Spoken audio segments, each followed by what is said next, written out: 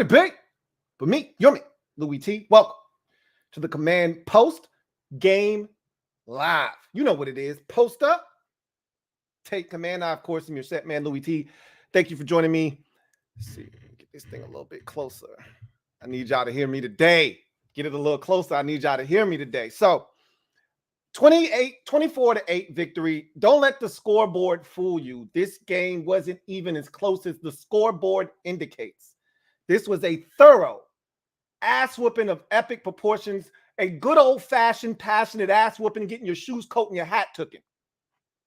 In addition to your stadium tooken. In addition to your quarterback's pride, ego, and sense of direction and will to fight tooken in this game.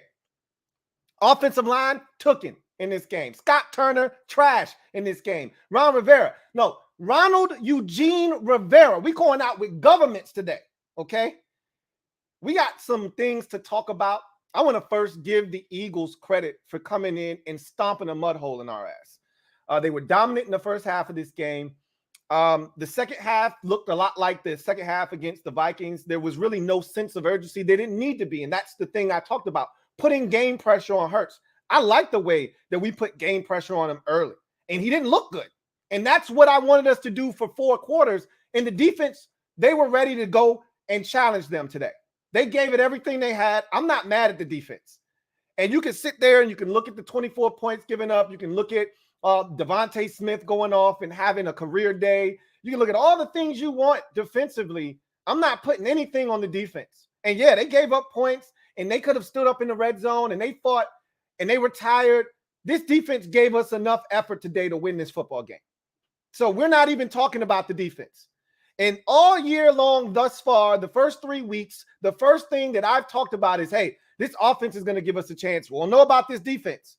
Well, I told you that Eagles offense is good. It's not great, okay? It's not great. This defense had a plan for Jalen Hurts. They kept him in the pocket. They did exactly what they had to do in this game to give us a chance, and the offense simply did not respond to the bell. They didn't show up when the game started. They didn't show up after halftime. They did not show up. They did not post in this game, and they looked as bad as they did last week offensively, even worse, okay, last week. At least in the second half, they woke up, they scored some points, they made it interesting. And I said at halftime to the mob, and I want to apologize to any mob fans, mob members out there, that the stream went down in the first half, in the first quarter, actually, and I was back up, but, you know, it was funky. Not a lot of people were able to find the stream the second time around, so I apologize for that. But in any event, the bottom line is we got to start with, and this is the first time. This is the first time that I'm starting to turn on Ronald Eugene Rivera. I'm starting to turn on Ronald, okay? Because now this is becoming a systemic problem, okay? You know, once it's a fluke, twice you're like, you know, this is a Ron Rivera. No. Now I have an issue because this is a systemic problem. This isn't a game plan specific. This isn't lack of adjustments being made, which it was, and we'll get to that when we get to Scott Turner. But this is systemic. This loss is systemic. And this is why I have a problem with Ron. And I kind of started to give you the little wrinkles, so to speak, of where I was going with this, okay? I started to lead on that I was heading in this direction, but I was going to give them the benefit of the doubt, okay? Going to give them the benefit of the doubt. That's dead. No more benefits of the doubt for Ronald, okay, and his staff. Today was a complete roster failure, okay? Complete roster failure by Ron Rivera, Marty Herney, and Martin Mayhew. And it starts with starts with Ronald Eugene Rivera, and it works its way down, okay? This was a total organizational failure with the roster that was put on the field today. We don't have a ton of injuries, guys. We have some injuries. Every team in the league has some injuries. We don't have a ton of guys out, okay? Our offensive line wasn't tattered and battered and bruised. We had one guy out, and his replacement is a solid guy. However, he could not snap the ball to save his life today, but that's another conversation for another day. We'll handle that at a later date and time because that's a small issue. The larger issue is we don't have enough depth in key areas, and they knew that going into the season, and they chose to ignore it. There were other positions that needed to be addressed sooner than others, and they decided to sit on their hands and be content with what they had. They got rid of guys that they didn't need to get rid of and have too much pride and ego to move that aside and say, hey, we'd like you to come back. Brandon Sheriff was gone. He was gone, and we knew he was gone, and I had no problems with Brandon Sheriff being gone. He didn't want the long-term deal here. We put him in a position to do what he did, which is milk us dry and then leave and get the big payday elsewhere, and so he did that. I had no problems with Brandon Sheriff for doing that. We were supposed to be replacing one offensive lineman. That's it. Right guard, that's it. We didn't have to get rid of Eric Flowers. There are a number of places you could have gone and scratched off a little bit of bread if you needed to make space for Carson Wentz. Not the guys in front of him. Don't touch the 5 in front of him, though. And we didn't have an issue offensive line-wise, like overtly until today. Like last week, you say, oh, man, Scott Turner's got to be better with the play calling. These guys got off to a slow start, but they got it going in the second half. We're fine. We're fine. Everything's okay. Nah, This offensive line, Trey Turner and Andrew Norwell can't move. They can't physically move. They cannot move. You swapped out a perfectly good guard in Eric Flowers for a couple of 30s. We won't sign a 30-year-old guy anywhere else on the roster, but you're willing to sign a couple of 30s on the offensive line? We're hurting at corner. We were hurting in the offseason at corner. It was one of the positions we said, hey, they need to address this. Really high on my list of needs was slot corner. Hey, we need to get one. And I said, if you're not going to draft one, which we didn't, you better go ahead and get one in free agency. There were a plethora of them available, okay, including one that would have solved our punt return problems and be able to play some nickel force. And Desmond King. And we decided, we're good. We don't need any nickel help. We got Danny Johnson. We good. And I like Danny. I'm not going to sit here and act like I didn't like Danny, but we still needed more help. It wasn't enough. And yet they came into camp with Danny Johnson, Corn Elder, and they also went and drafted Sip and decided, hey, we good at corner. This is going to work. And then they get to the end of the preseason after the combination of Sip, Christian Holmes, for some of you out at home, scoring at home, Christian Holmes, the rookie 7th-round pick, Corn Elder, and Danny Johnson combined to shit themselves in the preseason, and they realized these guys can't be on the roster. So I said, go get a veteran. Go find a veteran. You know what they get? They went and got 2 guys with absolutely no NFL experience, including Rashad Wildgoose. Well, they cooked his ass today. Credit to Philadelphia's coaching staff. This is the shit that we don't do. Darius Slay is out for possession, and we don't attack the clown they put in. Nah, we try to go back 5 steps, and Carson gets sacked 16 more times, and Darius Slay is able to get mended and tended to and able to get back on the football field. You know what they did? The very first snap of the game, they found out William Jackson III was a scratch. Oh, where's 37 at? Wild Goose? Oh, we about to cook, fillet, steam, bake, fry his ass up. That's good coaching. Find the weak link and expose it. So you didn't go and fix the cornerback position. Instead, you go get a couple of youngins. And we knew at some point one of these guys are going to go down and you're going to have to put one of these boys in the game. Are you prepared to do that in the real NFL? It's not the preseason. Nope. They decided to put him in there and he got his ass torched today. When he wasn't pass interference, Somebody was running behind him to the point where you don't even feel comfortable putting his ass on the field. Then you look at the offensive line, and again, I got no Wes Schweitzer issues. The snaps were terrible today, but it is what it is, okay? They either were high or too low. Carson constantly bending down for the snap. It throws off the timing and rhythm of the play. No excuses. That's what happens when you go with a backup center, all right? But the fact of the matter is we got beat up front everywhere, but specifically inside. Because it's one thing when you're getting beat on the outside, at least you can step up. At least there's some kind of a pop. We let Fletcher Cox turn back the clock today. He looked like Fletcher Cox from 3 to 5 years ago. We got everybody on their defense getting their first career sack or getting their first sack of the season. That's what happens when you give up 9. Is everybody gets, you want one? You want one? Hey, Jordan, you got a sack yet? No, come on, come get you one. Hey, who is this guy? Guy looks like he's a JV backup defensive back, number 48. Hey, you want a sack? Come in, young fella, come in here and get you a sack, man. We bringing scout team dudes off the squad onto the field to get a sack today. Because we can't stop the Eagles from collapsing the pocket. There's nowhere for Carson to go. Charles Leno is an average NFL tackle. He's maybe slightly above average NFL tackle. Sam Cosmi was banged up. He gave it a human-like effort, but he got his ass kicked today too. But the guards are the problem.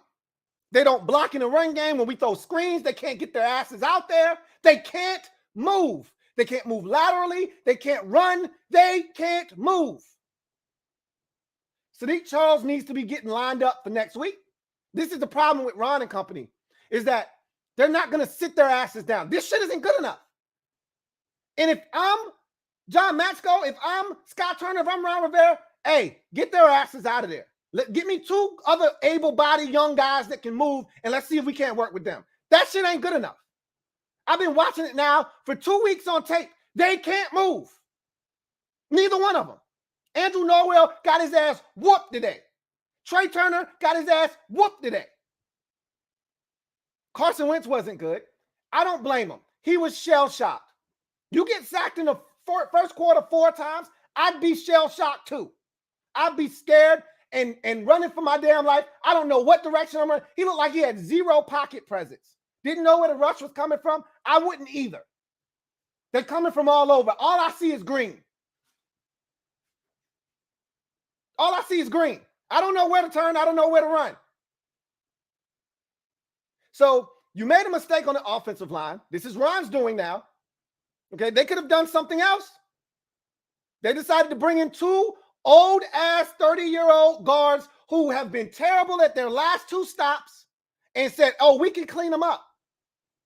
This ain't Carolina Trey Turner. This ain't Carolina Andrew Norwell. They got baggage. They got injuries. They're older. They can't move. So you failed us on the offensive line. You failed us at corner. You failed us at linebacker, even though the linebackers weren't terrible today. But that's still a problem. You failed us at corner. You failed us at linebacker. And I'm going to tell you right now, Bobby McCain, solid NFL safety. I would love him here as a backup, not a starter.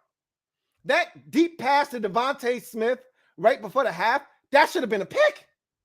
He's in tremendous position. He runs behind Devontae Smith and Kendall Fuller. Where are you going? You think Devontae Smith's just going to watch the ball go over his head and right into your arms? Go make a play on the damn football. I told you we don't have no dogs. That's our problem. Ron Rivera has gone out and he's gotten the nicest group of players he could find. Sans for the defensive line. We got dogs up front. And Jonathan Allen, Daron Payne, Sweat continues to hustle and play well. We got dogs up front. That's it. We don't have any other dogs on this defense. They're not looking for turnovers. Juice had a really solid afternoon. But on the touchdown to A.J. Brown, he's already trying to tackle him instead of attacking the football. Like, to me, if anything, I'm swiping at his arms. I'm trying to get to the rock. And he's already tackling the man. He's already panicked. Go watch that play. The ball isn't even to A.J. Brown yet, and he's already wrapping around his wrist. Waist. He should have been attacking the football. And there were at least 3 opportunities for interceptions today. At least 3. Jalen Hurts threw it right to these defenders, but they never turned around to look. They were content with just, hey, let me put my hand up. Juice twice. Hey, let me just put my hand up. There were opportunities out there. And if we had dogs, there would have been plays made today. But they decided, nah, I'm going to just put my hand up. I'm going to get the deflection. That's good enough for me. We failed at safety. We failed at corner. We failed at linebacker. And we're failing on the offensive line. That's on Ron. Because you could have easily brought back Landon Collins. You could have, and again, if he doesn't want to play linebacker, then F him. You could have easily have brought back Eric Flowers. And you could have had a semblance of an offensive line. Because this ain't it. This ain't it. With all the weapons that we have on offense, it doesn't make one bit of difference if we can't protect Carson Wentz. The number one key to the game was protect Wentz at all costs, because nothing else matters.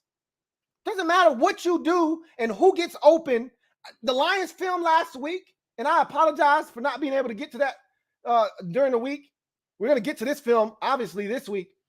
But I'm watching guys early in that game wide open. Carson Wentz doesn't have the time to get him the football. If he tries to throw the ball, he's going to fumble. They're going to knock the ball out of his hand. This isn't good enough. The one thing in all the years Ron has been here, this is his 3rd season now, the one thing we've never had to worry about was the offensive line pass protected. We may not have been a great rush offense, may not have been a team that runs the football all that effectively. We ran it well today, actually, aside from Gibby running backwards a couple of times. But he was the best offense when we couldn't get a first down, when the Eagles had us at -6 yards passing in the first half. And when we had 54 total yards and Devontae Smith by himself had 169, Gibby was the only offense we had. He was the only reason that we had 54 yards of offense, or else it would have been more like 10. But the one thing we could always do was pass protect. We can't even do that anymore. And that's on Ron. He got too smart for his own good, decided to go get a couple of 30s from back in the day, some Commanders that he thought could come in here and solidify the inside. Those boys are cheeks. Fresh out of the damn oven, they are buns. And here's the problem with Ron. Here's why I'm turning on Ron. Because it takes too effing long to fix shit around here. For me, I'm benching both of those boys. I'm benching both of those boys. Sadiq Charles, get your ass in there, and I'm going to find me another guard, whether it's Montero, somebody. I'm going to find somebody that wants to block and can actually move sideways. When I throw a screen, it shouldn't be a guy blowing the screen up because you can't get your ass out there. I've been watching this shit for 3 weeks now. They can't move, and they're going to keep trotting they slow, unathletic, old, lethargic asses out there, and Carson Wentz is going to be under siege every week. You think this isn't it? There's more of this to come. The Eagles defensively are solid. They're not great.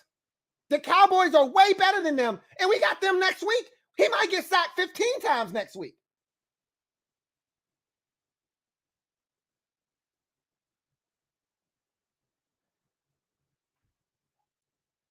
Let's get to Scott Turner. So on Ron Rivera, on Ronald Eugene Rivera, I am starting to turn on Ron because of mistakes he has made from a personnel standpoint, and I'm sick and tired of slow starts in games. I'm sick and tired of slow starts in seasons. At some point, they're going to win 4 in a row in this season. I don't give a shit if we're 1-5. Doesn't matter to me. I don't want to see the 1-5 4-game win streak to get back to 5-5. That shit is old. I'm tired of watching that movie. I don't want to watch it anymore. Because you know what's going to happen? When we get back to 500, then we're going to lose 4 out of the next 5. I don't want to watch that movie anymore. I'm sick of that movie. Stop allowing teams to jump on us in the first half of games. Let's get to Scott Turner, because that's where this problem is. So I've moved on from the roster. That's what today was. Today was a roster loss. It was an epic fail and a Commander's loss from a roster standpoint. We didn't have the players out there on the field today. And we don't have that many injuries. The defensive game plan was solid, rock solid. And if the offense could actually hold up their end of the bargain, this is a football game. The Eagles are in a dogfight today.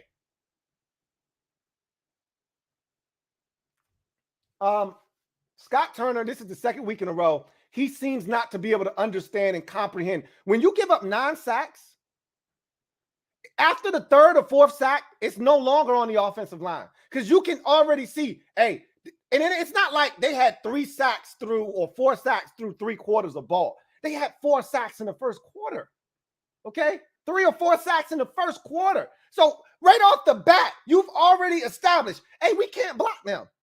This is a repeat of last week against Detroit. We can't block them. So you know what we got to do? You know what we did in the second half? And it didn't amount to points, but you know what it did? It kept the defense off the field. It kept the Eagles off defense on the field and their offense off the field. We went to the short passing game. Where was that shit at in the first half?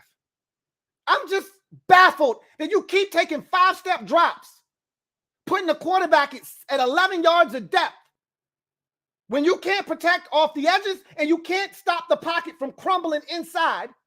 You keep dropping him back 11 yards and thinking he's going to get the football off with these deep, long developing routes. Where's the quick game underneath that we saw in the second half to get the party started? Where's that at? Where's so we ran the ball effectively. There were so many first downs that we ran in and got 4. So it's 2nd and 6. That's what you want to be in. And then you want to go deep. You want to go for the jugular. What happened to underneath? What happened to the simple slant? What happened to the check down to the running back out of the backfield to get you into 3rd and 3, 3rd and 2, something manageable? What is the problem that we have when we are getting our asses whooped up front that we can't adjust immediately? Why does it take us an entire half? Why does it take us until halftime to understand that, hey, they kicking our ass up front? Maybe we should do something else. That's a novel concept. Why not try that after the second possession? Why do we got to wait until the second half to say, and Ron told him specifically, hey, short passes, because that's what he told that's what he told the sideline reporter, Christina Pink. That's what he told Christina Pink. Hey, we got to get the ball out of our quarterback's hands or we got to run the ball. We got to do one of the two, but we can't keep dropping them back. Damn, your coordinator couldn't figure that shit out a quarter and a half ago? The coach got to go to him and tell him, hey, you need to get rid of the ball. That shit is baffling to me. I don't understand that. Scott Turner seems like a pretty smart guy, okay? He seems like a pretty smart guy, but I'm starting to question his football acumen at this point because this doesn't make any sense. Now, I'm going to watch the film, and maybe the film will tell me, hey, this is on Carson. It's not on Scott Turner. Maybe that's what the film, I doubt it, seriously, because there were too many 5-step drops, okay? I'm putting that, it should have been 3-step, ball out of the hand, okay? They kicking your ass, quick game, quick game, quick game. Beat them up with the quick game. Throw some screen. Oh, they want to blitz? Screen. Not that fake one. Why we always got to fake one way and throw the screen the other way? Just run a damn screen. Nobody's falling for the fake the wide receiver screen this way and throw it back. Nobody's falling for that shit, man. Just snap the damn ball, get your ass out there, throw it to one of these playmakers and let them work. Get them some space and let them work. Stop allowing the defense to, oh, they're faking it this way. Let's run to the other side. That's where the ball goes. Stop giving them time to react to shit. I mean, this was a joke. The offensive performance, I didn't think I would be saying that after this game, that the offensive performance was a joke and that the defense was the strength of the team today, even though they gave up 300 yards of offense to Jalen Hurts in the first half and 100 and whatever to Devontae Smith in the first half. I didn't think I would be talking about the offense's failures and the fact that they didn't come to the party today and they didn't get it done and they left the defense high and dry. I didn't think I would be saying that after this game. But that's the second week in a row the offense has done this to the defense. And last week, the defense wasn't good. This week, the defense actually was good. And we can sit here and we can debate about You know, the yardage and a lot of those throws and catches were contested. They were there. Guys got to make plays. So, like, I will give Jalen Hurts credit on one throw. The throw on the touchdown right before the half, that's a beautiful ball. Up high where his guy can go get it. Corner's not looking. Perfectly placed football under duress because the clock was up against him. They had to hurry up and snap it. That's gorgeous by Jalen Hurts. The tight end screen, that's bullshit. Cam Curl, make a goddamn tackle. That had no business being a touchdown. None. That's the shit I'm talking about. Ducks his head, doesn't see what he's hitting. He just, ole, sideways into the end zone. That's bullshit. Make a goddamn tackle. The second touchdown to A.J. Brown should have been a pass breakup. The damn corner is grabbing him around the waist instead of tacking the football. Be a player, man. Be a dog. You want to talk about locking people up? Well, go ahead and make a damn play when we need it. There were opportunities for the defense, but all in all, they were there. But the deep ball right before the half, that should have been a pick. You give me a baller safety. You give me a Micah Hyde. You give me a Jordan Poyer. You give me a Kevin Byard. That's a pick. You just give me anybody with ball skills, with a dog mentality. That's a pick. The safety is literally running right in front of the damn football, and he decides to go around everybody and go like this. What do you think? You think Devontae Smith isn't going to attack the football? You think he's just going to let it drop in your hands? Unbelievable. Unbelievable. When that ball was coming down, I was like, oh, this is a pick. I'm sitting there watching. I'm like, oh, this is a pick. And how he ended up with that ball, I was speechless. Even I could have made that play. And I'm not even a safety. I could have made that play. Damn, son. Like, what are we doing? I don't understand. That doesn't make any sense to me. But again, it goes back to that whole discussion of we don't have dogs on our team. We draft safe guys, the guys that aren't going to get in trouble off the field. You know, the guys that are going to make us proud to be Commander fans. That's right. The guys that are going to be good guys off the field, you know, solid contributors on the field. They're not going to rock the boat. That's our football team. You know, you can actually pick guys that do all of that shit and are actual dogs. You do know that, right? Every player in this league that's really good isn't a problem off the field. So that's not a good enough excuse of changing the culture. You can actually pick dudes that are dogs that want to take the football away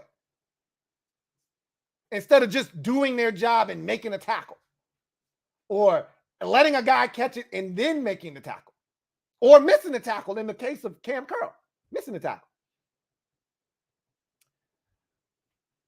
Scott Turner, this is the second week he's made me throw up in my mouth. We can dead all of the conversations about him becoming a head coach. He can't even make adjustments as a play caller. What the hell makes you think he could be a head coach? He's not going anywhere. He might even get fired with the rest of his staff if this shit keeps up. Because this shit wasn't good enough. All of this fire Jack Del Rio. He was the best coach on the sidelines for us today. He was the best coach on the sidelines for us today. Everybody else, pure ass cheeks. Hot ass garbage with the rest of the staff members. So don't talk to me about fire Jack Del Rio. Talk to me about Scott Turner not being able to figure out how to adjust to what's happening up front. These are 4-man rushes, by the way. These aren't blitzes. The Lions were blitzing last week. We were getting our ass whooped by 4-man rushes. That is embarrassing. Embarrassing. Have some pride about yourself.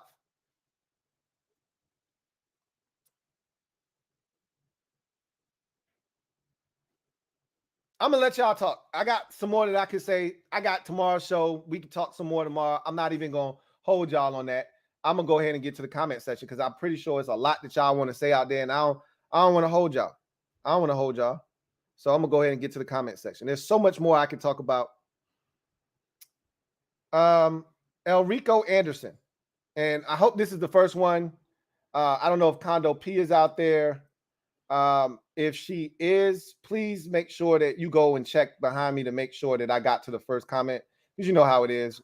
I talked for the first 30 minutes and some comments might have gotten, pushed off. So just check behind me and make sure that this is the first one. El Rico Anderson. I'm starting with El Rico Anderson. If you're out there, Condo P, please go back and check behind me and just make sure I didn't miss any. Thank you for the super chat, El Rico, who writes, I can't believe we extended Scott Turner. He has no clue. And, he's not a terrible offensive mind. Again, I don't want to make it seem like the guy is absolutely clueless. He's not. He just doesn't again, situational awareness. You have to have the awareness. And I've been talking about situational awareness with Scott Turner for a year and a half now. So this didn't just crop up this year. This is a problem in his first year here. This is a problem, really big problem last year, and it's continuing this year. So he has a problem with situational awareness, understanding the situation. Again, right before the 2-minute warning, he's still running it with Antonio Gibson. And I'm like, bro, you should, again, the game's over. Like, I'm not trying to sit here and make it seem like there was still a chance. Like, the game was over. Okay. It was 24-2. All right. So this wasn't last week where you still got a fighting chance. This game's over. Okay. We nickeled and dimed our way down the field. We're still running the football. And now he wants to throw it underneath. The Eagles are like, take all the underneath throws you want at this point. Now we're throwing underneath. Carson Wentz is scared shitless, by the way. He's trying to find the underneath guy. He's not even looking down the field. He's scared shitless, and I would be too, because the clock is going off in my head. My back foot hits, and I'm nervous. Is somebody coming to strip me? I got to get rid of it to my check down. So I don't blame Carson. I blame Scott Turner. I blame the offense, because you can make your quarterback comfortable. You can back the Eagles off. Even the rush, you can slow that down by throwing screens, by throwing quick game. Instead of them rushing, they're going to try to get their hands up because, everything's coming out quick. So now they're not thinking about rushing. And then when you get them on their heels, when you get them thinking, that's when you take the shot. That ain't what we doing, though. Everything is 5-step drop, trying to go down the field, trying to be aggressive. You can't protect long enough for that. Okay. You've proven it 2 weeks in a row. You can't protect long enough for that. Scott Turner was terrible today. Scott Turner was this is the worst performance I've seen from Scott Turner as a coordinator here in his 2+ years here in Washington. And it's not close, because you got a sense of this last week. Last week I chalked it up to, okay, you see what it is. You see what happened. Now for future references, when this occurs, you got to go to the quick game earlier. Clearly he didn't get the message last week. The Lions sacking Wentz 4 times in the first half. Didn't open his eyes last week. So he didn't get that message last week, and clearly he didn't get it this week.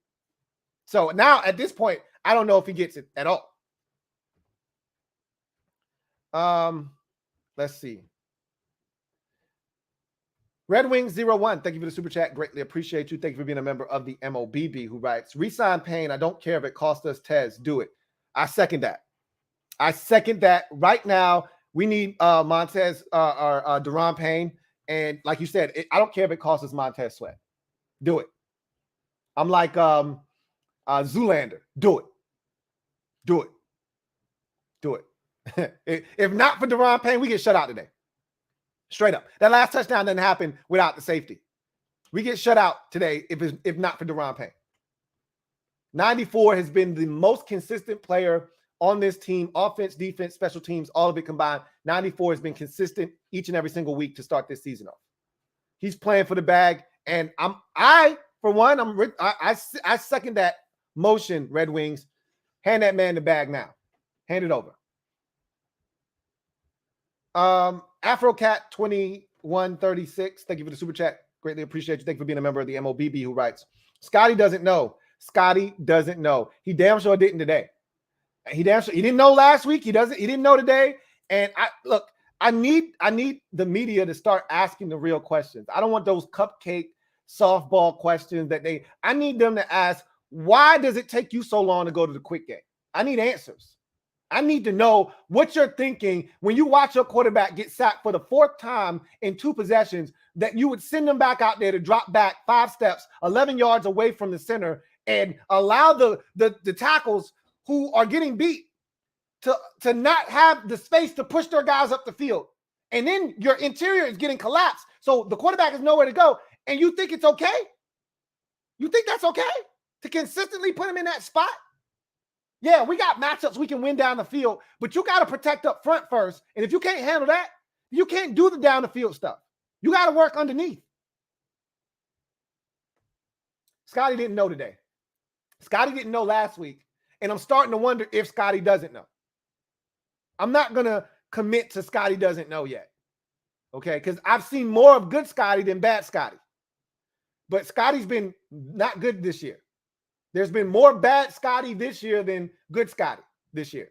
With more weapons, he's starting to lose his damn mind because there's so many toys out here and he wants to play with them so bad that he's forgetting that, hey, if we don't take care of the shit up front, we don't get to play with the toys down the field. We don't get to have fun and get chunk plays. That's only reserved for when you take care of business in the trenches first. And if you can't do that, you got to help them. As a play caller, it is your job to help the offensive line when they're struggling the way that they're struggling right now. Whether you got a chip, whether you got to keep in one of your eligibles, whether you got to run these mesh concepts underneath, whether it's got to be quick game, 5-yard stop, combination, slants, screens, okay? Whether it's running back screen, tight. We ain't seen a tight end screen since week 1, first possession. Where's the Amani Rodgers block, throw him a tight end? Where's that at? Like, damn.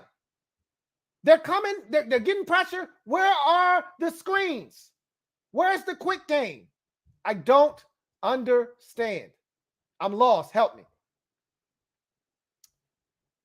Robert Mitchell, thank you for the super chat. Greatly appreciate you. Thank you for being a member of the MOBB, who writes, 9 sacks with 4 guys rushing. That's pathetic. The O-line has got to get better.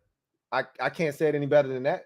I mean, they essentially, of the 9 sacks, I would say at least 7 of them straight 4-man rush. No blitzing, no nothing special, nothing extra. It was just 4 guys beating the shit out of the 5 guys in front of them. I don't know what to say. I got nothing for you. You know, Leno was a good Band-Aid, but Leno, again, he's not the biggest problem on the offensive line. The interior of this offensive line is the biggest problem because there's nowhere to step up. That's where the problem is. We didn't have these problems when Sheriff and Eric Flowers were there. We didn't have these problems. You could just step up in the pocket.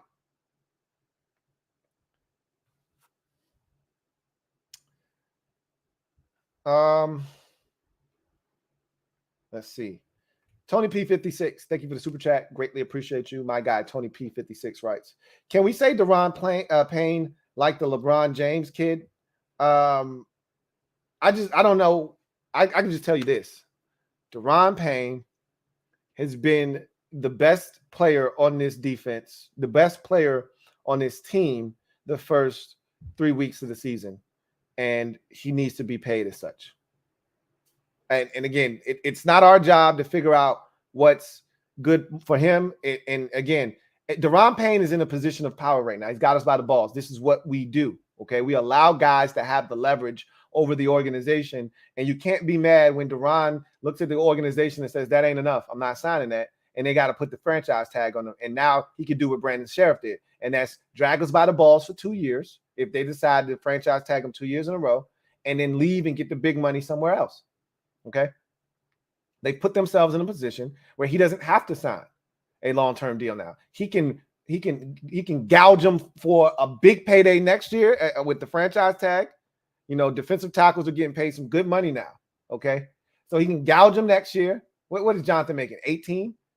You know, and Leonard Williams is probably making somewhere in that neighborhood as well. Like Aaron Donald, Chris Jones, it's the average of the top 5 highest paid at his position.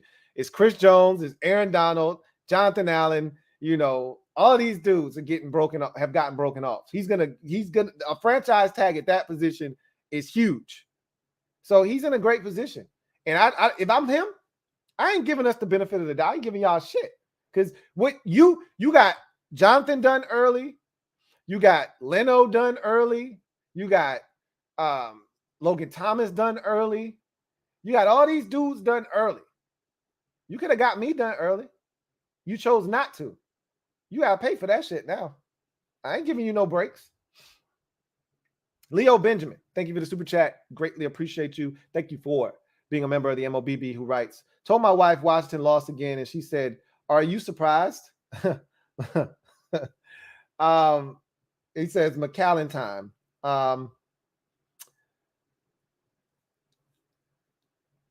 No, you shouldn't be surprised.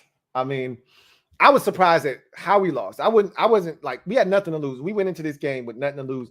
I thought we were going to win. I'm not going to lie to you. I thought we were going to win this football game. And the defense did exactly what I thought they were going to do. Give us a chance. Give us a chance. And I'm telling you right now, it's not 300 and something yards. It's not 24 points given up in the first half. If the offense just is half as bad as they were, just half as bad. If they sustain drives, if they get 1 or 2 first downs, if they flip field positions, if they don't fumble, this defense doesn't give up 24 points. I don't even know if the Eagles score any more than 10 or 13 in the first half. Keep in mind, their first touchdown came off of the fumble. We stopped them on a 4th down. We forced them to kick a field goal. Like, they weren't having tremendous success. We limited Hurts as a runner. He had nowhere to go. Jamin Davis, shout out to Jamin Davis in this game, because he was running Hurts' ass down, and they had a plan for him. Defensively, I was proud of the way they contained him in the pocket. Make him be a thrower. And there were a lot of errant throws, a lot of guys reaching back to catch footballs. There were opportunities in this game, but we don't have the dogs to take advantage of them. That's the difference between us and Dallas and us and the Giants, is that those defenses, you give them opportunities, they're going to take advantage. You say what you want about the Giants offense. You say what you want about the Cowboys, and they choke in the playoffs, but they got dogs on defense. Both of those teams do. And if Jalen Hurts makes some of the throws he made today against those teams, I guarantee you he didn't get away with the shit. Guarantee you. Everybody has a career day against us. We're the one team in the division that lets everybody get off. I'm scared of Cooper Rush next week. Cooper Rush might throw for 370 next week. They're going to get some receivers back. They might get James Washington back. They're going to get Michael Gallup. He might even play this week. But if you don't play this week, he'll play next week. Cooper Rush might go for 370 on us next week. Because that's what we do. We let teams have their best days against us. I don't even want to think about how many sacks Michael Parsons is going to have next week. I'm scared already, and they ain't even played their game this week.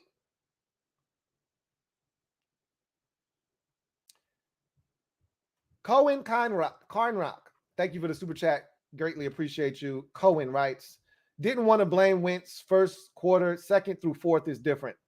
I'm not blaming Wentz for anything. Wentz wasn't great today, but before you can even get to Wentz, you got to be able to protect up front. You get your this is the thing about playing quarterback. It's all about confidence. Really any position on the field, but specifically quarterback.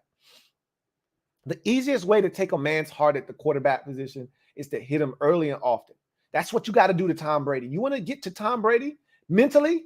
You want Tom Brady to be flustered? Hit his ass on the first drive twice. Hit his ass on the second drive again. Hit him 2 more times on the third drive, and now Brady is looking around like, okay, somebody's coming. Now he's skipping shit into the ground. Now he's a little inaccurate. Now timing and rhythm is off.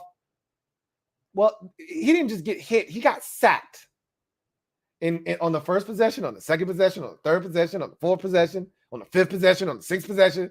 He got sacked on just about every single possession. So what do you think that's going to do to his psyche? Now, instead of you just dropping back and getting ready to let it rip, you thinking, do I got a guy coming around here to knock the ball out of my hands? Let me get the hell out of here. Instead of trusting your blockers, let me get the hell out of here, and you run into a sack. I don't blame him for that. Scott Turner is number one, public enemy number one. The offensive line is public enemy number two. Actually, Edward, okay, Ronald Edward Rivera is public enemy number one. Scott Turner is public enemy number two. The offensive line is public enemy number three. Because Ron put this sorry-ass offensive line together. That was his doing. He thought it was a good idea to move on from Eric Flowers, okay, and replace Eric Flowers and Brandon Sheriff. It was okay to go get Norwell and just have one guy that you trust to come in here and fortify the offensive line. That was fine. I had no problems with that.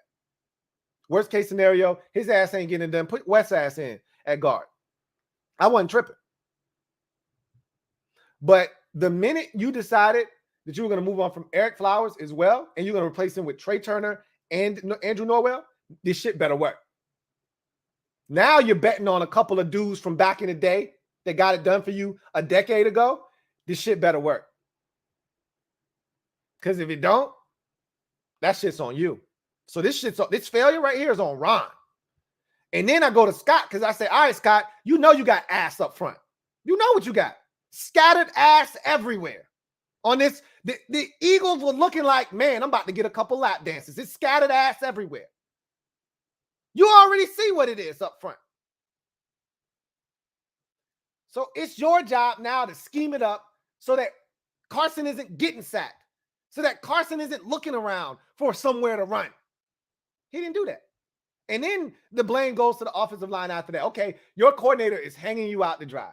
He's saying, do your damn jobs. So do your damn jobs. And they can't do it. Let's see.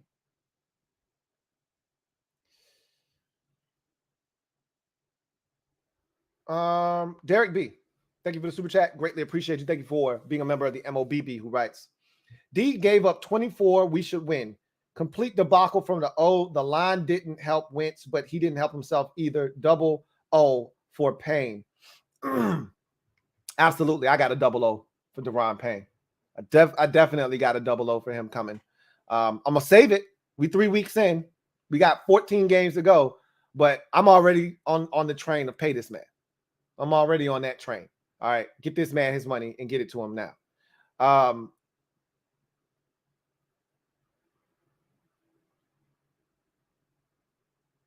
I agree. 24 points. If you would have asked me before this game, if we give up 24 points, that's a win. We're scoring 27 or more in this game. That's a win. I would have never, after watching the Eagles in the first 2 weeks, I would have never imagined that they were going to do what they did to our offensive line today. And after watching our offensive line last week, I would have never imagined Scott Turner allowing the Eagles to do what they did to our offensive line today, because he got a taste of this last week. So I thought he would be better prepared to deal with similar circumstances if they should occur in this game or whenever. It didn't have to be necessarily this week. It could have been next week against Dallas. Could have been the week after against Tennessee. They're getting their ass whooped. Okay, we've been here, did that with Detroit. So here's what we're going to do now. I am mortified that he couldn't figure this shit out, that he never had an answer. I am stunned, actually, that he never had an answer. Unbelievable that he thought it was okay to keep doing the same thing that was allowing them, again, 4-man rushes, mind you. Okay, these aren't blitzes. These aren't clever stunts and games. This is just mano a mano, asses getting whooped up front.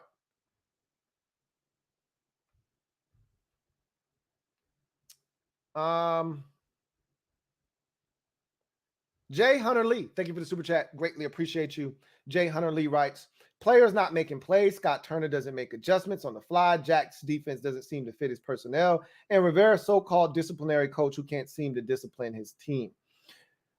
So piece by piece on this one, Scott Turner not making adjustments on the fly. That's one of the biggest things that stood out in this game to me. Same thing last week in the first half, this entire game.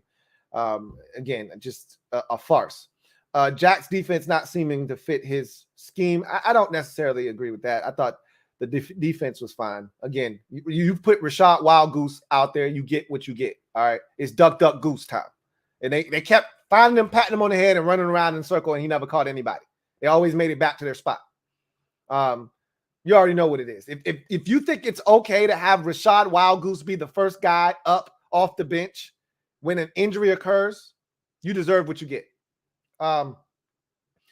Rivera being a so-called disciplinarian coach, I really don't think Ron is the man for the job. I honestly feel like Ron is stuck I kind of felt the same way about Jack as well, and I sort of do. Kind of feel like they're kind of stuck in the way football was played, and there's no Luke Kuechly here and no Thomas Davis to save you. Okay. Like there is no all-pro player on this defense. And so I don't think they're equipped to take what they have and make it better. They need dogs and they don't have them. And that's never been Ron's thing. Okay. Ron's never been a guy to go out and find personnel.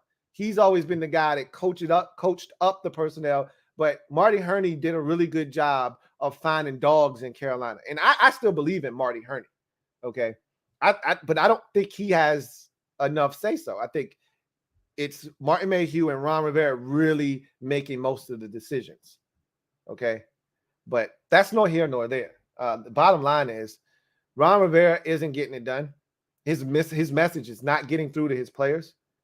And he doesn't do enough for me. That first Devontae Smith. So Ron will challenge all the bullshit. He's challenged 2 times this year where I go, Ron, what are you doing? You wasting the time out. That's a stupid ass challenge. But today on a play that clearly wasn't a catch, clearly he bobbled that ball before he gathered it and the second foot wasn't down. Ron takes 18 years to throw the challenge flag. What are you doing, man? Even if you're not sure, throw the damn challenge flag anyway. It's too big of a play. The defense is kicking ass right now. That's too big of a play to give up. Throw the flag. He throws the shit too late. Like, it's little shit like that where I'm just like, bro, what are you doing? Where are you at right now? You got one job to do. You don't call the defense. You don't call the offense. You got one job, and that's to make sure you manage the damn game. And part of managing the game is when to throw the challenge flag. That was an opportunity for you to throw it, and you waited too late to throw the goddamn challenge flag. What are you waiting on? Like I said, I'm turning on Ron. I'm starting to turn on Ron. And I appreciate what he did here in getting this thing back on track. We were off the rails before he got here, and he came back and made this thing respectable. And he's done a lot of good things. This roster is light years ahead of where it was when he got here. But the fact of the matter is, he might have done as much as he can do for us. And there may need to be someone else that comes in here and picks the ball up where he left off and take us where we want to go. And we're starting to get to that point. It ain't too many more fact of the matters or the truth of the matters is. All I can see is the truth of the matter is you get out-coached every single week.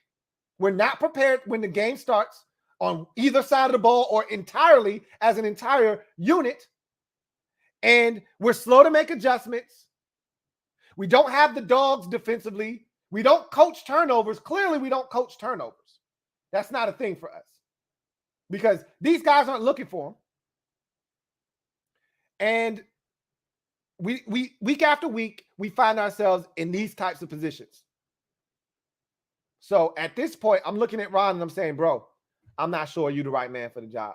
I appreciate everything you've done, but I'm not sure you're the right man. 14 games left for him to change my mind. We're only 1-2. But this is 2 weeks in a row that we've looked absolutely disgusting to start the football game. 22-0 last week, 24-0. This week wasn't as bad as last week. Last week, we were dominated in all 3 phases of the game. It wasn't even close. And it was a miracle that it was only 22-0 last week. This week, I felt like it shouldn't have been 20. The defense didn't deserve 24-0 at halftime. They didn't deserve that. Special teams didn't deserve 24-0. The offense was so bad that it spilled over into special teams and the defense. The 24-0 at half wasn't a representation. I thought we outplayed the Eagles on special teams. I thought we outplayed the Eagles on, I shouldn't say outplayed. We outplayed them on special teams, and I thought that the defense did enough. Clearly, their defense was way better than ours because we couldn't even move the damn rock. We couldn't even get a first down. I thought that the defense gave us more than enough opportunities to have this be a 10-10 ball game, 13-10, something like that at halftime. That's what it should have been. 13-7, 13-10, 10-10, 13-13, something like that. That's what the score should have been. With the defensive effort we got, with the way special teams was playing, that's what the score should have been. But it wasn't. Between the coaching staff and the offense and their inability to sustain drives, they systematically broke down the rest of this team to the point where Jahan's dropping passes, Terry's dropping passes. J.D. McKissick is doing the J.D. McKissick thing where he falls over his own damn feet and the turf monster reaches up and grabs him. But the shit that we're accustomed to seeing, all of that shit happened in this game. Clapping Eagles cheeks all week. Thank you for the super chat. Greatly appreciate you, who writes. We got our cheeks clapped this week, Lou. We did. We got them clapped good. Up front, I told you, scattered ass everywhere on that offensive line. Eagles had a good old time. It was like Players Club. Money, money, yeah, yeah.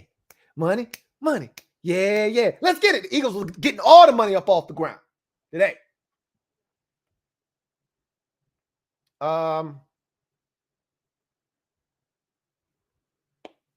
Quays is fresh.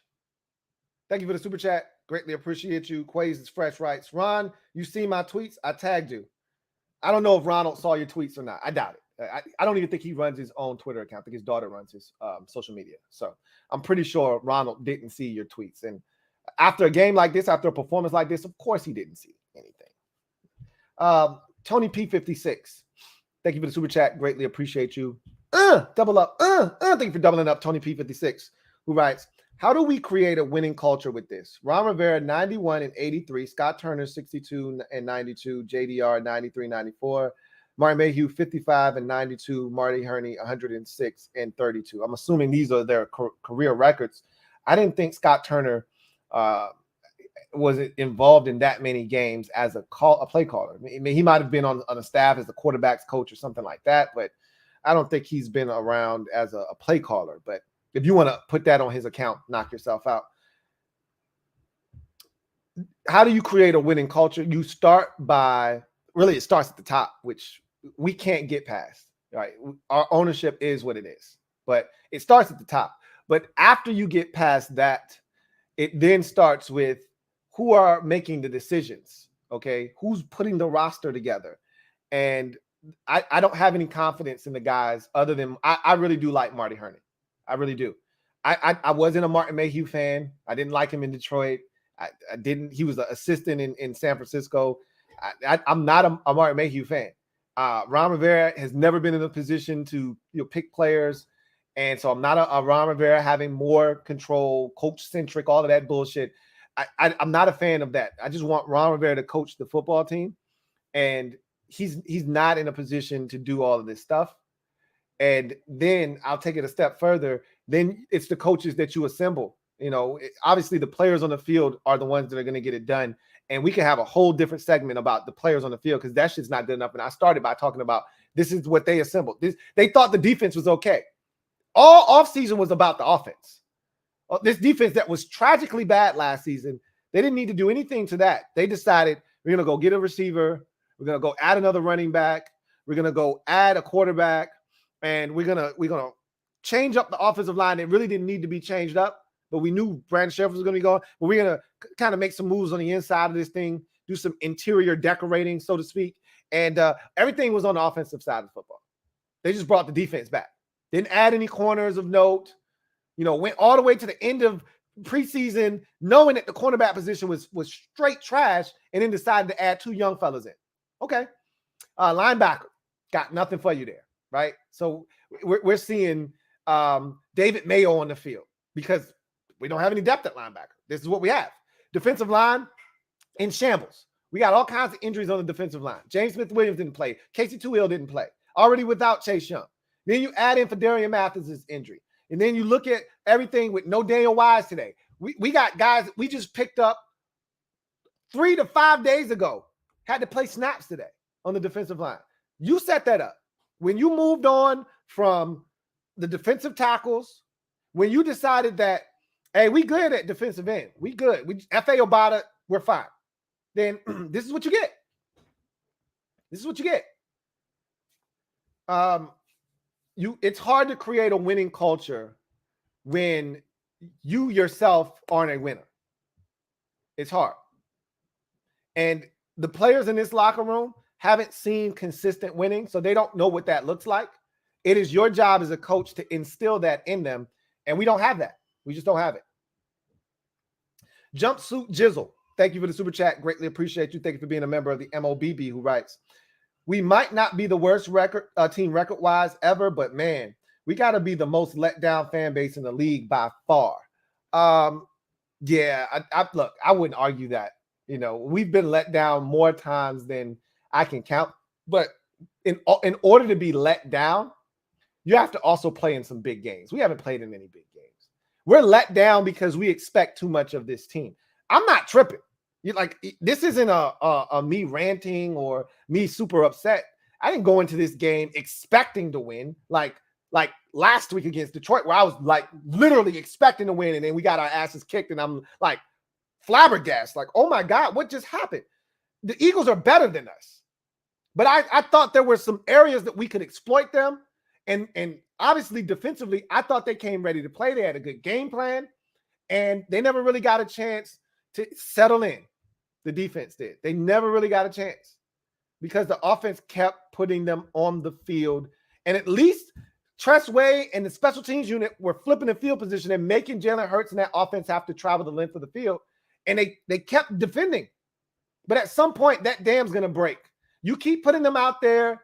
And I thought the perfect microcosm of the first half and really the game was, okay, they take the 17-0 lead, right? You give up the touchdown. You're frustrated about that because that was a third down. And if Juice, instead of tackling him, actually tries to knock the ball down, then they sell it for a field goal or they have to go for it. It's either 13-0 or they're going for it and maybe we get another fourth down stop. But instead, we decide to tackle him and let him catch it, and then he drags Juice's ass into the end zone for a touchdown. So it's 17-0. You're frustrated, but you're like, all right, if we can muster a drive here, this is why losing the toss and getting the ball first matters, because you don't get it after halftime, so that you can try to then scratch and claw your way back into the game. Now you're behind the 8 ball, and luckily enough for us, the defense actually got stops and didn't give up a single point in the second half. However, you're saying to yourself, okay, here we go. Let's go. Let's get something going. Even if it's a field goal, let's feel good going into the locker room. And we literally go 3 and out, give it right back to the Eagles, right? And they end up scoring a touchdown. And the fourth down was like, oh my God, they're going to not get any points out of this. They scramble to the line, and he just throws it. And it was his best ball, I thought. He throws it up to Devontae Smith, and he climbs a ladder and goes and gets it. And I'm saying, what in the hell just happened? It went from, hey, maybe we can get something, to these boys scoring another touchdown. And I can't even look at the defense and say anything, because to me, that's all on the offense. They shouldn't have even been put in that position. Red Wing 01. Thank you for the super chat. Greatly appreciate you. Double up. Thank you for doubling up. Who writes, I like Cole at Sam/Will. He ain't a Mike. Just another Band-Aid. We need a true middle linebacker. Our defensive tackles play well, but our DNs couldn't collapse the pocket. There's a lot of problems with this wasn't a collapse the pocket type of game. With Hurts, you have to stay wide, and then you have to fill in the gaps. Like, there was a perfect example of this where they tried to run a boot with him, and Montez takes this super wide angle, forces him back inside, and then here comes Jamin Davis, and he slides down because he's about to get his clock clean. Like, we played it perfectly. He had minimal impact with his legs in this game. We weren't having that shit. We were all over it. I was proud of them for the way that they contained him. The problem was we didn't get enough pass rush, but he's such a difficult guy to contain back there, because even when you come around the edge, if you don't collapse the pocket and close that gap, like that cup that they talk about, he's just going to run out and he's going to get 3 or 4. That's all he was doing. He wasn't killing us, breaking our backs with 12 and 15-yard gains. But it's demoralizing when you feel like you're almost getting home and it's a 4-yard gain, right? So that's the kind of thing that he was doing. But it goes back to, we just don't have enough. We keep spending, 7th-round picks on dudes, and we keep trying to throw them in the game thinking that they're going to change something for us. And to hell with 7th-round picks, 6th-round picks. package those bitches up, go back up and get dudes in the 4th and 5th round. Okay? Like, how many of these 7th round dudes we going to take that have zero impact on this team and think that they're going to be something for us? Like, Shaka Toney isn't going to do anything for us. William Bradley King isn't going to do anything for us. Christian Holmes isn't going to be a player for us. Right? These are the guys that we're keeping on the roster instead of going out and getting veterans. These are the guys that we're going to rely on. For what? You know, that's the stuff that I just, it's hard for me to stomach from a roster building standpoint. Jumpsuit Jizzle, thank you for the super chat. Greatly appreciate you. Double up. Jumpsuit Jizzle writes, BSJ needs to stay outside too. I agree. They're not going to do it because that's the problem with this staff, is that they worry about how much a dude is being paid instead of worrying about where the best production is coming from. I would sit William Jackson III ass down, or I would move him outside on the opposite side. Like, I would keep Juice on that side, put William Jackson III on the other side where Kendall Fuller is, and either Kendall Fuller has to go to safety or he's got to go to nickel. Like, I'm not playing these games. I'm not doing this shit, okay? Kendall Fuller's getting cooked on the outside. Either he's going to play safety. If he's such a smart player, and I know he's a smart football player, then he can play safety. Put him at safety. Take Bobby McCain off the field. If you feel good about Bobby McCain in another role, put him there. But I'm taking Bobby McCain off the field. I'm putting Kendall Fuller in his spot. All right? And I'm going to start playing around with shit. I'm not going to keep putting the same group of guys who aren't getting it done on the field and acting as if they're just magically going to get the shit. This is the problem with this staff, is that they keep going to the well even though the well is dry. At some point, you got to say, all right, these dudes aren't getting it done. Who else we got? And figure it out. And maybe you can't figure it out in season, but at least I'm going to die trying. I'm going to go through every damn player on this roster and figure out if they can get it done or not. I'm not going to keep putting the same dudes on the field that are ineffective and expecting them to somehow change the narrative. William Jackson III hasn't been terrible this year, but he hasn't been smart as a football player. Give me Juice out there then. Kendall Fuller has been in position every time, but he don't never make no damn play. Okay, put William Jackson III over there then. Put Kendall Fuller inside or put Kendall Fuller at safety. Okay? Figure the shit out. It's not rocket science. Future Millionaire, thank you for the super chat. Greatly appreciate you. Who writes, thank you for being a member of the MOBB, who writes, embarrassing. What more can I say? It ain't nothing else I need to say. Red Wings 01, thank you for the super chat. Greatly appreciate you. Red Wings 01 writes, we actually contained the run well, still did nada. Because, again, we gave up big plays down the field, and we gave up pass interferences. It was just little things, you know? Again, I can't begin to explain to you. I've been trying to do this all year, and a lot of you don't want to hear me. This defense isn't that bad, man. Just going to be honest with you. This defense isn't bad. This performance was way better than the performance last week. Wasn't even close. Like last week, they got off the field a few times, but when we needed stops, they couldn't get it. They gave us ample opportunities in this game. They got 4th down stops. They got 3rd down. Let me see what the Eagles were on 3rd downs. I can guarantee you the 3rd down number wasn't great for the Eagles. And I know they didn't get off the field a ton in the first half. The Eagles were 5 of 15 on 3rd downs. Like, honestly, it's crazy because watching this game, it's frustrating because the defense doesn't deserve what the rap that they're getting right now. They're not good defensively, but guys are in position. That's the frustrating part. Last year it was way more frustrating because we weren't even close. Dudes were catching the ball, and there'd be 5 yards of separation in every single direction to the nearest defender. And you're just looking and you're saying, how is this possible?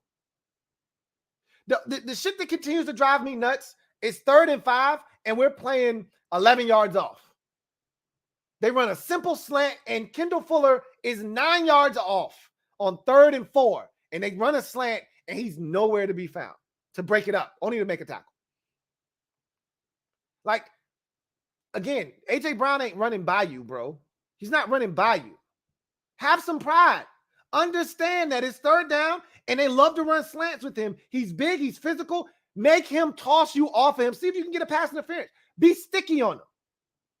Are you that afraid of A.J. Brown who runs 4.5 running by you? If that's the case, you don't need to be out there. You need to go inside. If you that afraid, you need to go inside. That's the shit that I don't understand. It's 3rd and 8. Juice is behind the sticks for the slant to A.J. Brown for the touchdown. Why? Why? Why? What are we doing here? They ran a slant the last time they had a 3rd down to A.J. Brown. He's the #1 3rd down receiver in the league for a reason. They run slants. Oh, my God. What a novel concept. So you know what I'm looking for? A slant. Until they run a slant and go, I'm looking for a slant. And I'm not playing behind the 1st down sticks either. What you backing up for? All you got is 15 yards of grass to defend. That's it. That's all. And the other 7 or 8, that's after the thick white line. So those shits don't even count. Because once he crossed that thick white line, it's over. So you literally got 8, 9 yards of grass in front of you, and you still standing by the damn end zone. I don't understand. Help me. Help me. I need help. Make it make sense for me. I've watched way too much football to feel like I'm missing something. Help me. Maybe I am missing something. Help me. That's the shit I just don't get. But again, 5 of 15 on 3rd downs. They converted 30% of their 3rd downs. How many 4th downs they have in this game? The Eagles were 2 of 3 on 4th down. The one before halftime and the one to end the game were the 2 4th downs that they got. When they really needed the 4th down, we stopped their ass on the run. This defense isn't as bad as you want to make it out to be. Now, for me, the public enemy #1 is the offensive line because that's not allowing us to do shit. Doesn't matter how good the defense plays. We know this defense. We know one thing about this defense. They can't win us a game. They can keep us in a game. But in order to win a game, you got to either shut the other team out or you got to force turnovers. And we don't do either of those. I begged. I went straight Gerald Levert and Keith Sweat. I begged for a turnover. You think they produced one today? Hell no. We won't get turnovers. The hell is that?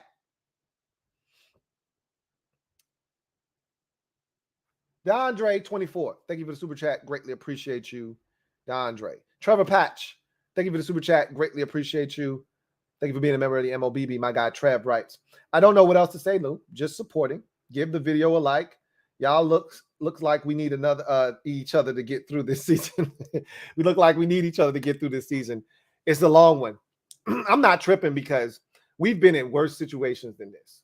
Way worse. I mean, 2019 was as bad as it gets. I've been a fan my entire life. I've never seen a season like 2019. We literally were the worst team in football, if not for Cincinnati. We were the worst team in football. And there were times where I questioned, were we even going to win a game in 2019? So no, this isn't even close to that. 2020, you guys had quit after I think we started 1-5.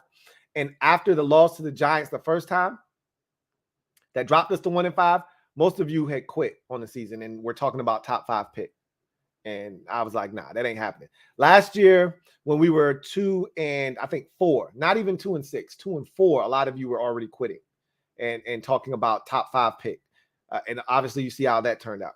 We'll never be a top 5 pick team, not with Ron Rivera as our head coach.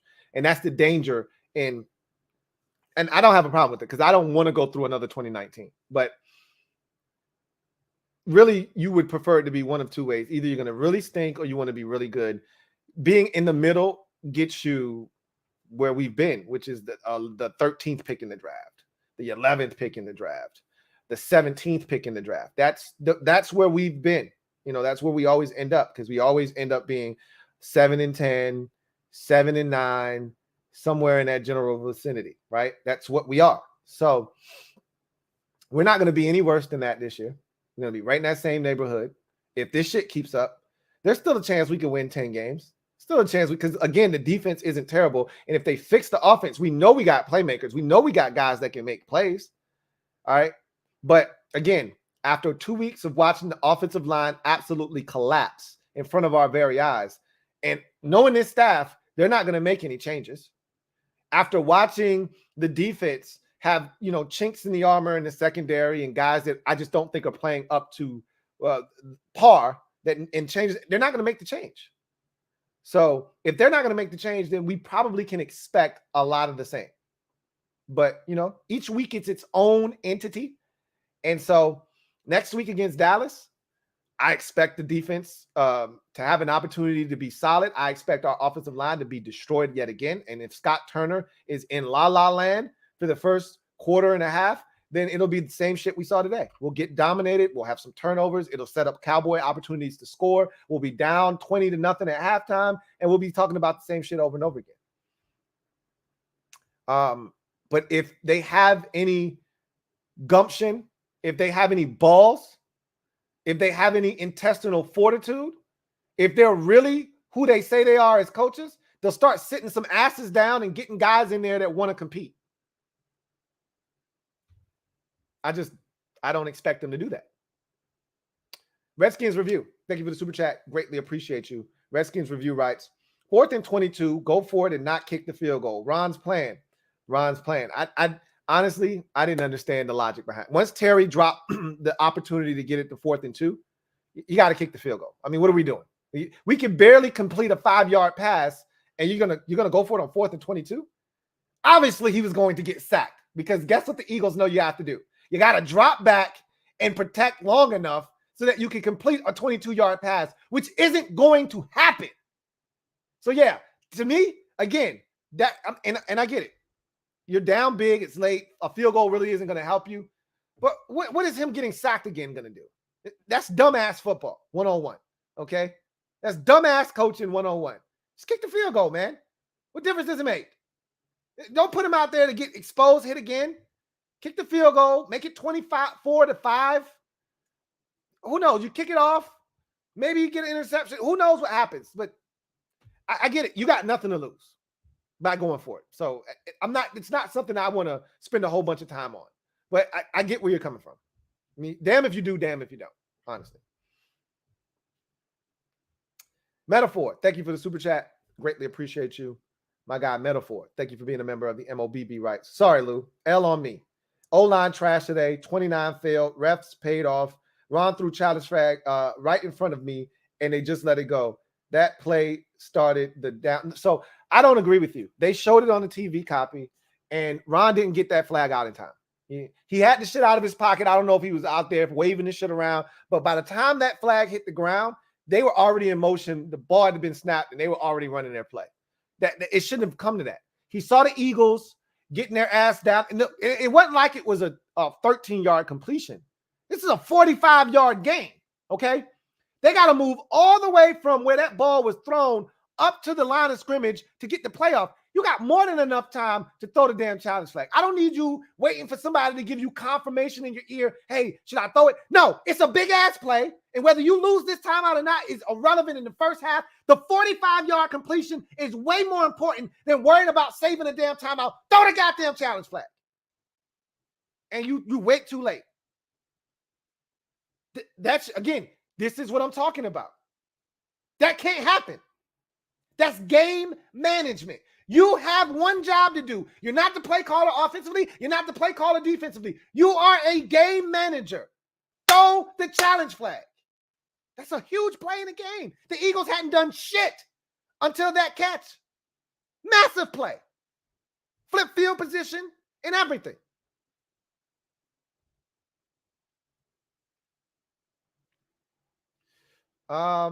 Red Wings 01. Thank you for the super chat. Greatly appreciate you. Who writes, Carson got no pocket presence, not just on the line.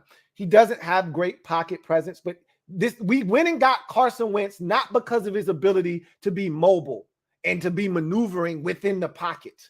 We got Carson Wentz to stand tall and deliver the football. Again, we didn't have these issues last year or the year before when we had Acid at quarterback. We had Heineke And when we had Alex Smith and Dwayne Haskins and all of these dudes at quarterback, the line was protecting just fine. Just fine. You go and finally get a quarterback, and you just want to be able to stand in there, and now we got Dumb and Dumber at guard positions. And I don't like name calling. That's not right. I don't like it. Slow and slower. That's better. Not Dumb and Dumber. Slow and slower at guard. Slow and slower. And now we can't protect worth a damn. That's the frustrating part about this. Is Ron keeps talking about we did everything in the offseason to put ourselves in a position. We fortified the offensive line. No, the hell you did not fortify the offensive line. You made the shit weaker. You ain't fortified a damn thing. You really wanted to fortify the offensive line, you would have went and got us a real player. And it's not fair to pile on a guy like Fedarian Mathis. It's not fair to look at a guy, Percy Butler, whatever the case may be. That's not fair to go piling on guys. I'm not here to have other guys catching strays. That ain't got nothing to do with nothing. But when Brandon Sheriff was gone, guard became a primary position of need. And I said, hey, second round, when you traded back and you picked up the extra fourth round, now you got options. Go get us a guard. Can Chris Paul play or not? Because at this point, I can tell you who can't play. Trey Turner and Andrew Norwell can't play.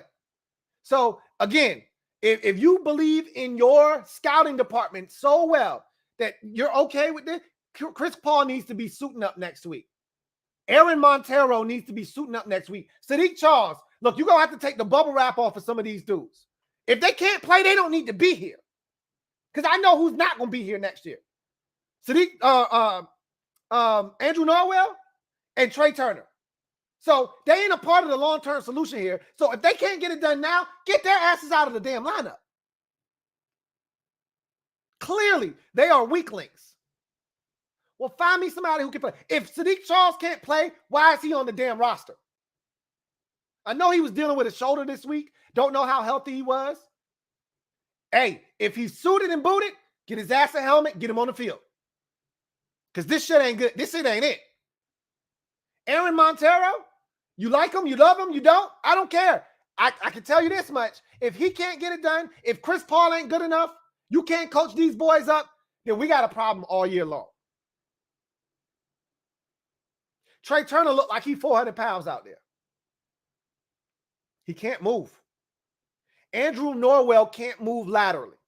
Guy crosses his face, and he's holding on for dear life.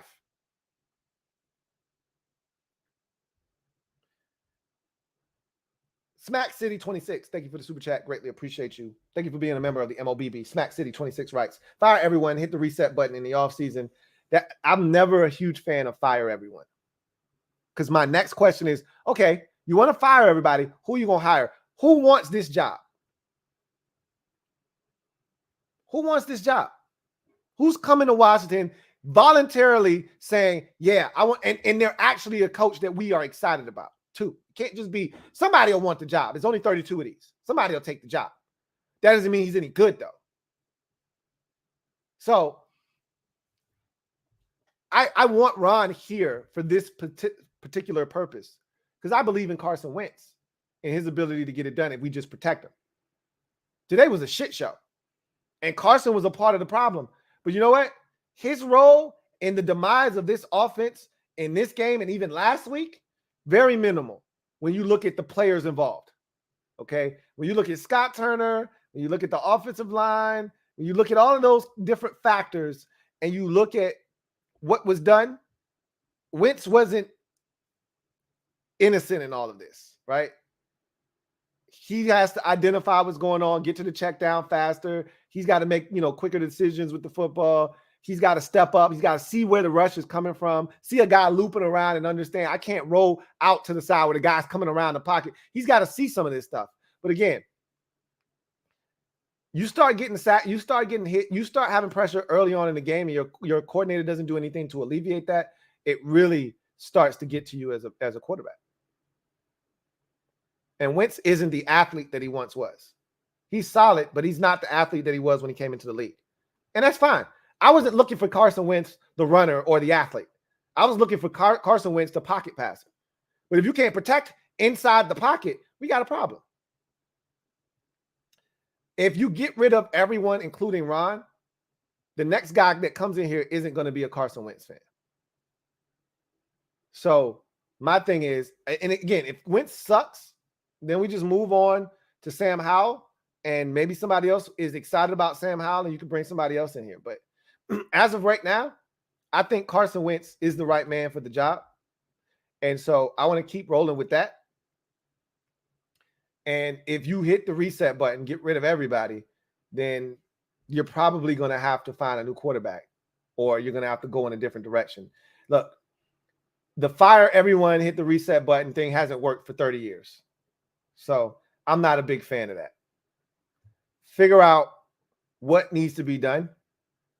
And again, it starts at the top. If you fire everybody, do you trust Daniel Snyder to find the right guy to come in here and clean shit up? I don't. And if you get rid of Ron, there's a chance that there could be another Bruce Allen back in the saddle here in Washington. A guy that, that Dan trusts, that's a conduit in between Dan and the head coach. And we could be going through the Vinny Serrato, Bruce Allen shit again. There's so many things that come with you get rid of Ron. These are some problems that could arise. It's not this organization. It isn't as simple as just fire everybody, start over, because we don't have a normal organization. You don't get to fire everyone and trust that the owner is going to do the right thing. So we're not in a position. We don't even have a real GM. If you fire Ron, then you got to fire Marty Hurney and Martin Mayhew. Those are Ron guys. You can't the structure is supposed to be ownership, GM, team president, and then head coach, right? Like Ron runs all of this shit. Everything is connected to Ron. You get rid of Ron, everybody has to go. And then you got to trust Dan. You got to trust Dan Snyder to find a real GM. Do you trust him to do anything? Hell no. So I don't really know what the answer is. This shit doesn't seem like it's it though. But I don't fire everyone. I don't think is a suffice answer right now. Again, you're gonna fire everybody. Give me some options first. Then I can say, I can see that. I can get on board with that. Give me some options first.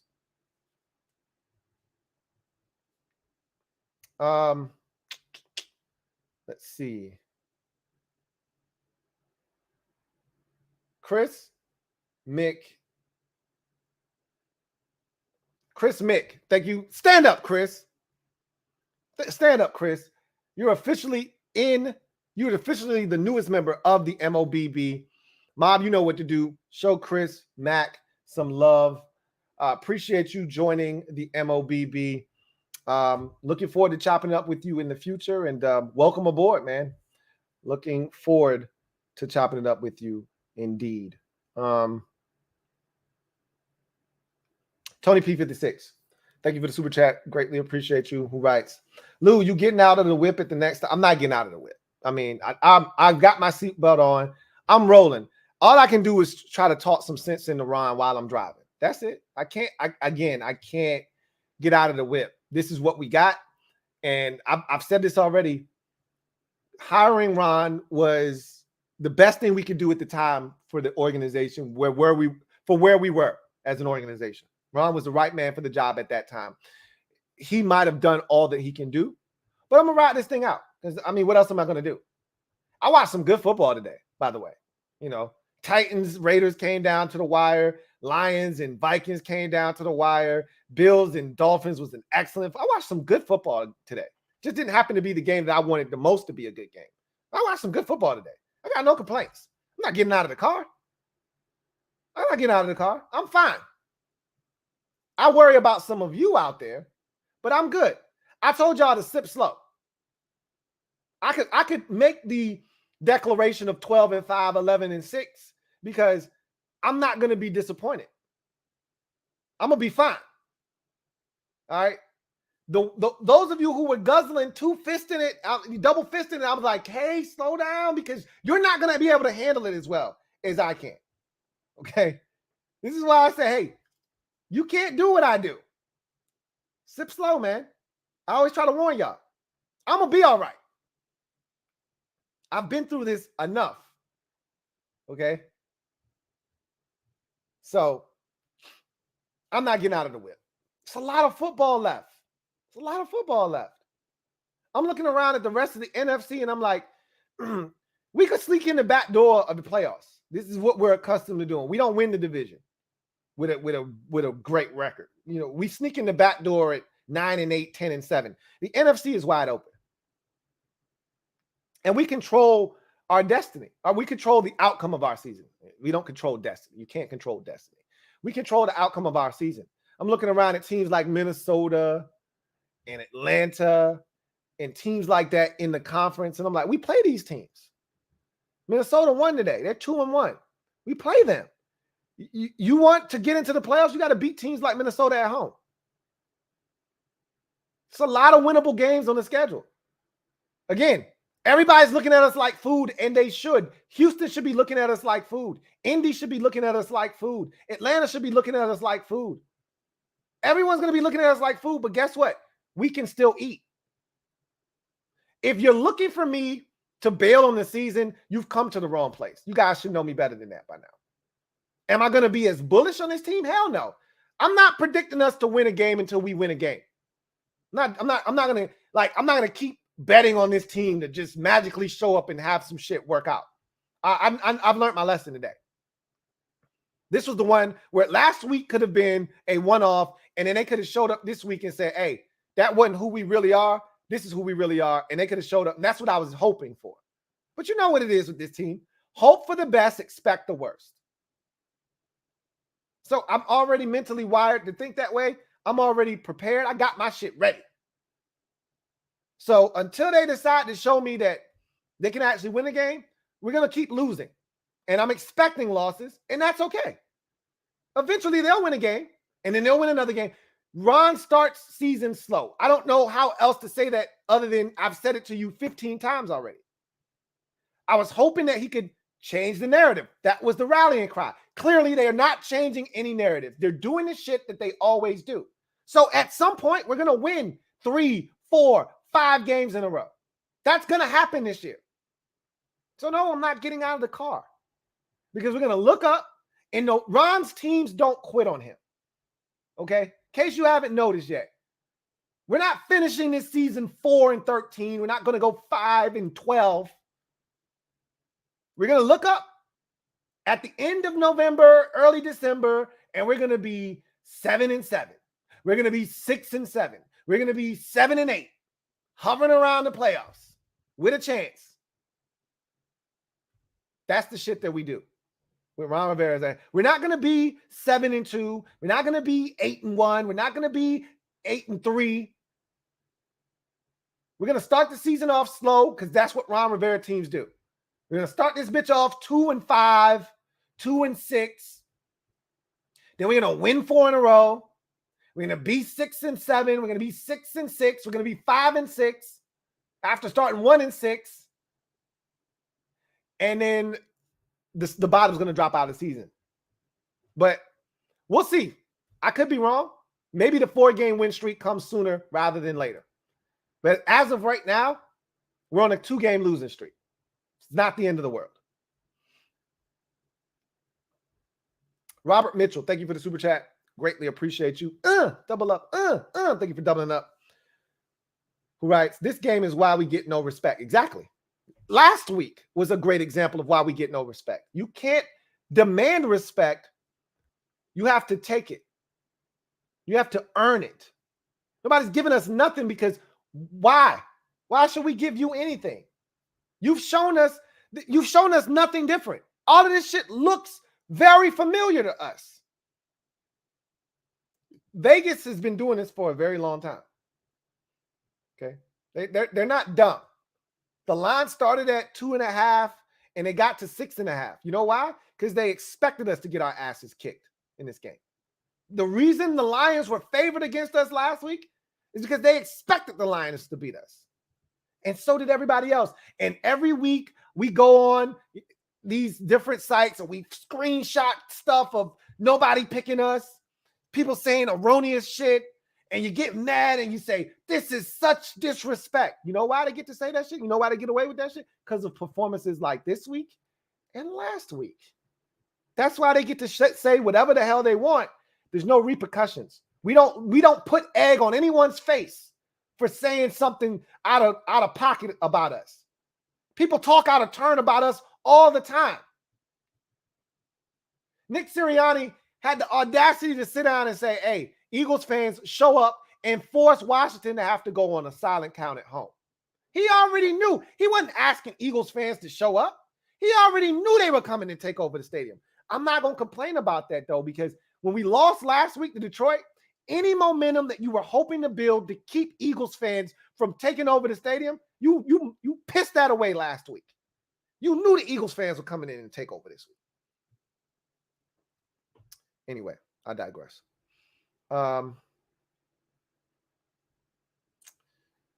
Let's see. JB Johnson, thank you for the super chat. Greatly appreciate you. My guy JB writes, why remain a fan of this team? Because I don't have any other choice, man. Like, I'm not a quitter. That's not in my DNA. That's not what I do. This has been my team my entire life.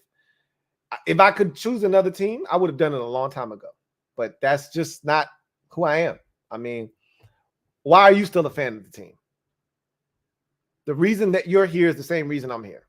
You would love to quit and go root for somebody. It's just not in your DNA makeup. I know people who can do that. And that's perfectly fine.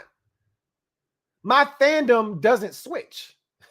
I wish it did sometimes when it comes to this team. The thing that keeps me relatively sane is all the rest of my teams are good. My Memphis Grizzlies are young, hungry, and we just hitting our stride. We still scratching the surface. It's fun to watch. My Braves won the World Series last year, and we right back in the mix again this year. My other teams are great. But this is the one I care about the most, and that's why I'm so frustrated. But the other ones keep me sane. Keeps me from losing my damn mind because I actually root for winners everywhere else except in football. That's the frustrating part. But it is what it is. Billy A., thank you for the super chat. Greatly appreciate you. Thank you for being a member of the MOBB, who writes, through summer, I ain't say none because I didn't want to be a hater. But I won't watch y'all break your own hearts every Sunday. We're not that good, and it's okay. I want y'all to temper your expectations. Love y'all. You can say what you want. You don't have to say, like, okay, certain people are going to call you haters. That's their move. Like when you don't agree with what somebody else says and you're being negative. No, you're being honest. Your truth is your truth. There have been many times I've come up here and said, I don't think we're going to be very good this year. And fans got mad, and that's okay. You're not going to please everyone. All right? But when we're all excited in the offseason, that's the best time to be excited, right? There haven't been any games played yet, so it's easy to be excited.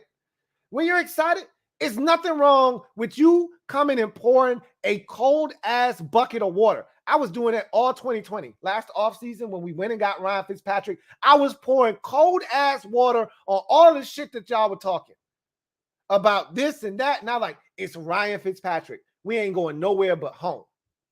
It wasn't until he got injured and Heineke got in there that I got excited. All right, let's see what the young fella has. I'm rooting for him because he went to Old Dominion. We saw him a little bit last year. I wanted to see what he could do. I found out real quick, and I told y'all after the Saints game, I said, okay, he ain't it. You know, we ain't going nowhere with Taylor Heineke. But he's a damn good backup, and I trust him, and I do, and I still do. But that's not where we at right now.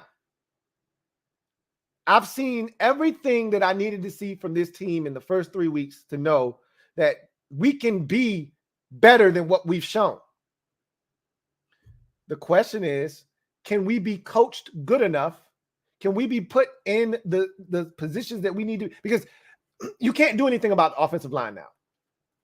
Like, you can't make wholesale changes. All you can do is take a look at some of the guys that you have on the roster. Maybe you need to take Wes Schweitzer and put him at guard because he's a much better guard than he is center. Maybe you need to take Wes Schweitzer because I don't know how far away Tyler, what's his face? Larson. I don't know how far away he is from coming back. He won't be eligible until after Dallas's game. He was put on the pup list to start the season off, just like Chase Young. I don't know how far away Tyler Larson is, right, at center. But you can fix this offensive line if you get a center. It doesn't have to necessarily be Tyler Larson. You just got to find somebody that can snap the goddamn football and protect and not get bowled over, which is why they couldn't keep Keith Ishmael in there. Because Keith could snap the ball, but he was going to get his ass whooped inside. So you got to find somebody that's stout enough. That's why they went and got Nick Martin. I don't know how fast Nick Martin's going to be able to get up to speed, but if you get Nick Martin in there at center, right, he can fortify the offensive line inside. Veteran guy, can call out the defense, call out the protections. You can move Wes White to one of the guard positions, and then I need to see Sadiq Charles, or I need to see Aaron Montero or somebody else at guard, and then let's see if we can't fix this damn offensive line. Like, you can do this shit. That's why I'm not giving up, because it don't have to be over. Because I still have confidence that the skill guys on this team can get the job done. Like, that hasn't changed over the last 2 weeks. It's not that the offensive line is protecting and Wentz stinks, or we're throwing the football to Isaiah Wright and Dontrell Inman, and that's how we're trying to win football. That's not the case anymore. Yep, Jahan had a drop today. Yep, Terry had a drop today. Yep, Curtis wasn't getting open as he usually does. But this group of receivers, these guys that we have offensively, I believe in them. The offensive line is the problem. The play caller right now is a problem. But the play caller isn't a problem if the offensive line can protect against a four-man rush. The problem with the play caller is he's not good at adapting to what's going on in front of him.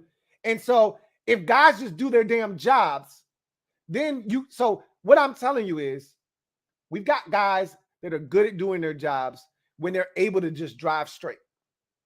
When you start having turns and twists and shit going on in the road where they got to adjust, you can't throw a tire out in the middle of the road and ask Scott Turner to go around the shit.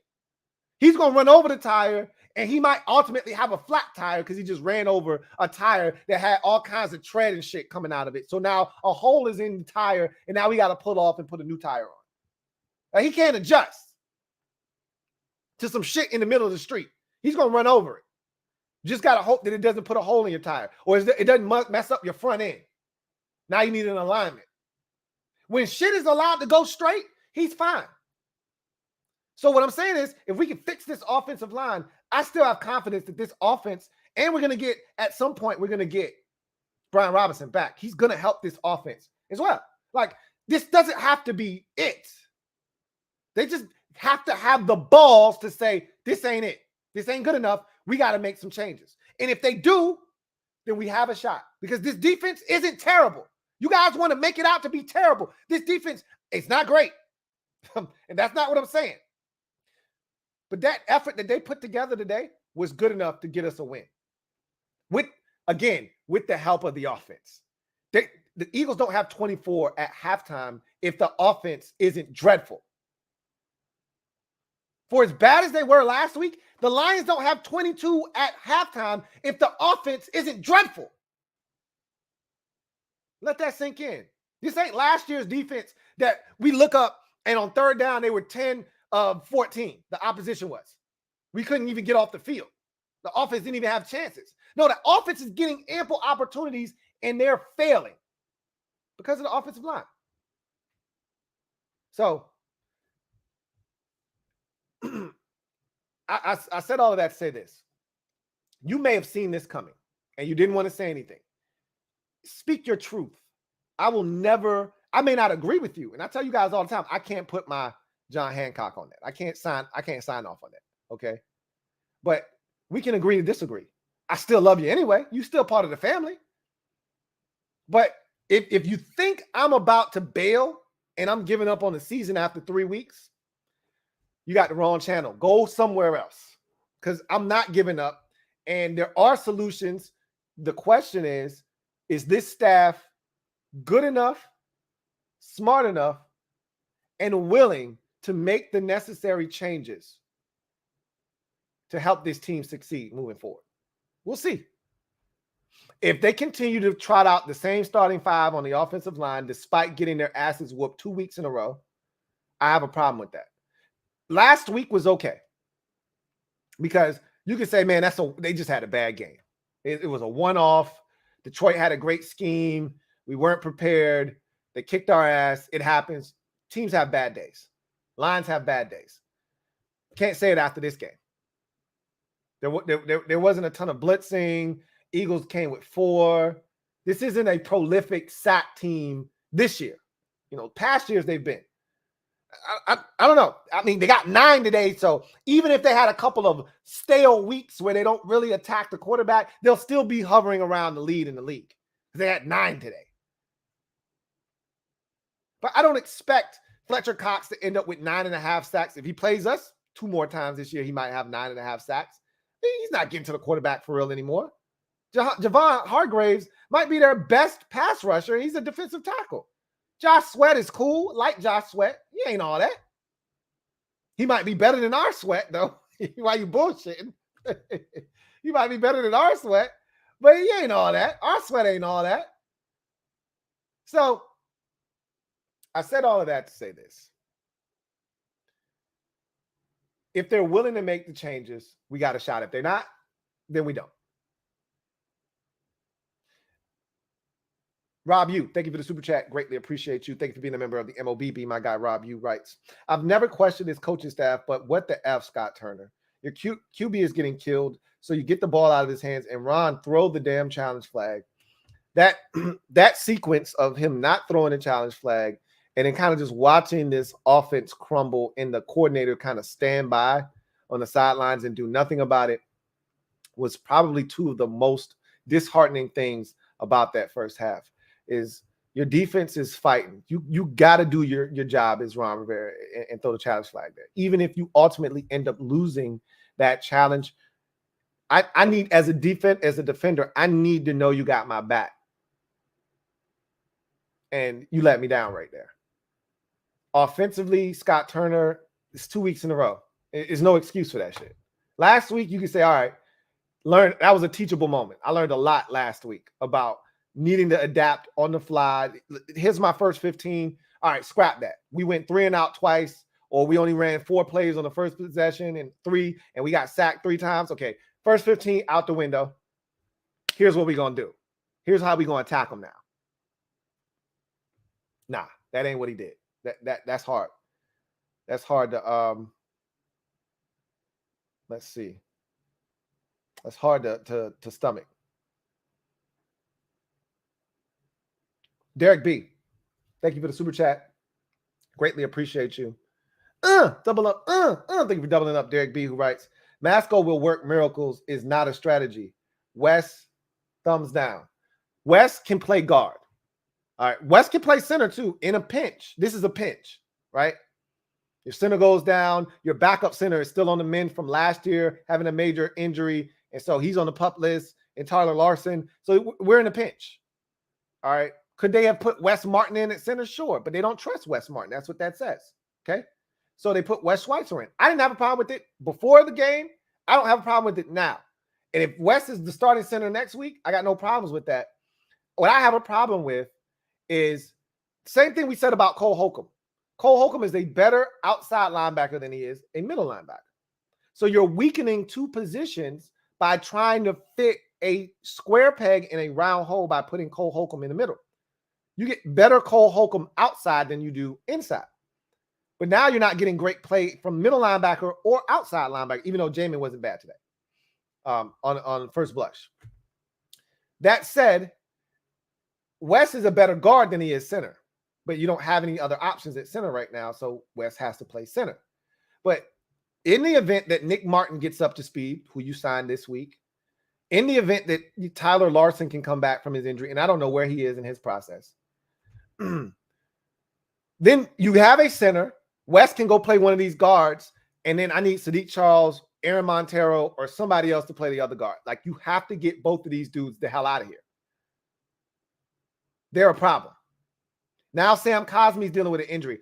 I'm good. Even if Sam's out for a week or 2, I trust Cornelius Lucas. I'm not tripping about that. I'm not tripping about that at all. And maybe the answer is draft a tackle, move Sam Cosmi inside the guard. Like, these are the things you start thinking about. Like, if you're going to fix this line, maybe drafting a tackle, kicking Cosmi inside is the answer.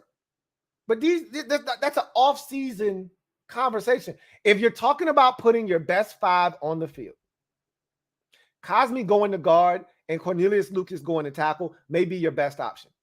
But again, I don't know if this group has the balls to be able to say, hey, Cosmi can play tackle, but we need him at guard right now. So that's what we're going to do. I don't see this group doing that. And that may not be the best answer. But you got to fix this offensive line, or this season is going to hell in a handbasket. And to your point, we can't just keep going off of, oh, Masco will fix these boys up. Masco will clean them up.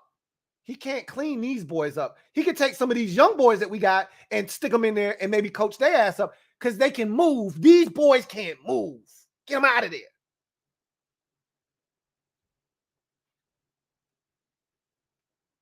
Rob, thank you for the super chat. Greatly appreciate you. Double up. Thank you for doubling up. Who writes, I'm a Sweat fan, but I can't keep talking about potential pay pain. That man shows up every week. I'm right there with you. I mean, I love Sweat, but he never gets there. You know, I told you guys this last week. It reminds me a lot of Preston Smith. I was a big Preston Smith fan. Jay Gruden was a massive Preston Smith fan. He was like, yo, you can't get rid of a dude that's getting you 8 sacks a season. Jay was not a huge fan of getting rid of Preston Smith and letting him walk. He goes to Green Bay, has a career year, you know, this Preston Smith, and he's a really good player for them. And I think that's what's going to happen with Montez Sweat is he's going to go somewhere else, and he's going to play the best football of his career, but it's just not happening here for whatever reason. And so Preston Smith used to always get there, but never get to the quarterback. You know, it was always close, but not quite. Same thing with Montez Sweat, it feels like. I love Montez probably more than most, but at some point I need sacks. You know what I'm saying? I need impact plays, and he's just not giving it to us.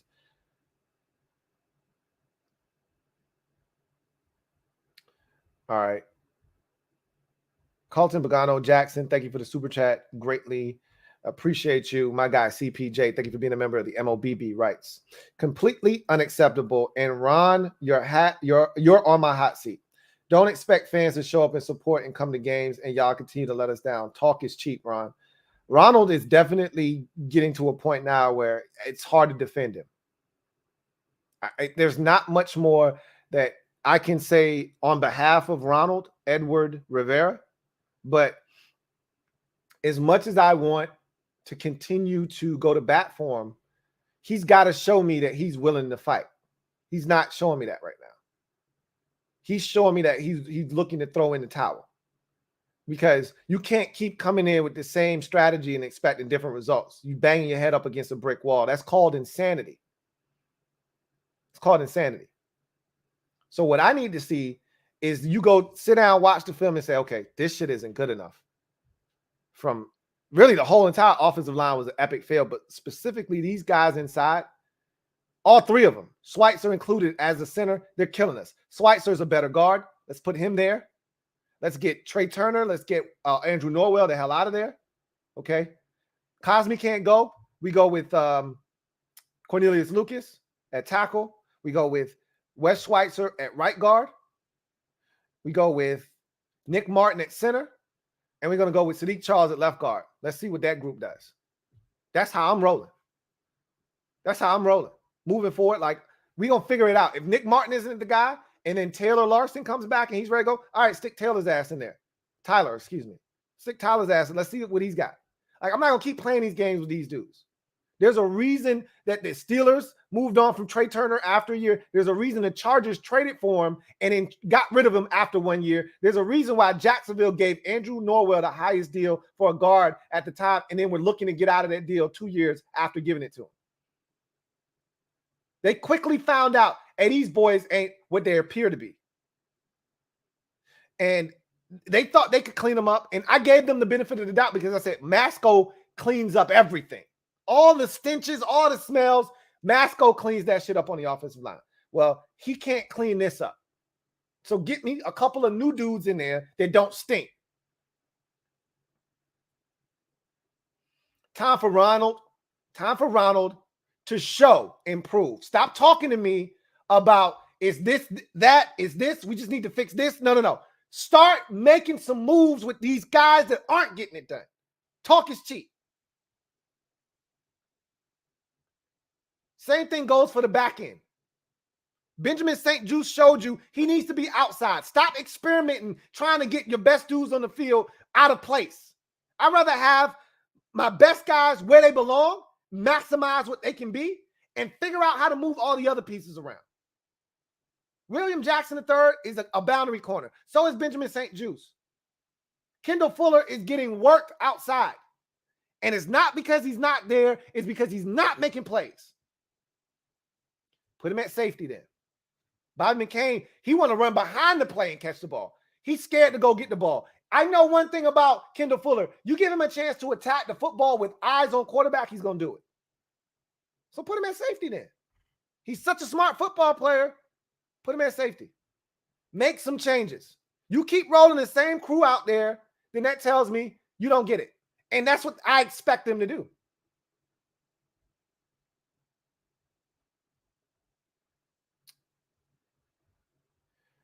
Fraggles McNasty, thank you for the super chat. Greatly appreciate you, who writes, shut up, Lou. You've been preaching Ron's plan and blowing Turner for months. You stay wrong and making Redskins fans have false hope. Tighten up, Lou. First of all, I don't make you do anything, okay? You a grown-ass man or maybe you a little-ass kid. I don't know which is which. All I can do is tell you how I feel. I give you my opinion. It's up to you to decide if you want to roll with me or not. You got a brain, use it. Okay, so that's number one. I don't give you anything. Whether you allow me to put batteries in your back or not is on you. You got a brain and you don't agree with me, then don't agree with me. I'm not forcing you to do anything. That's number one. Number two, Scott Turner is a good offensive mind, but I've been telling you for years that situational awareness is not his strength. We saw it again. They're getting after your quarterback. Situationally, you can't drop back 5-step drops and expect to still get the football down the field and have success. I've been talking about this for months. So again, you hear what you want to hear. I'm not going to let you troll me, but I'm going to just tell you, you shut the hell up. You clearly don't know what the hell you're talking about. And our name is Commanders, not Redskins.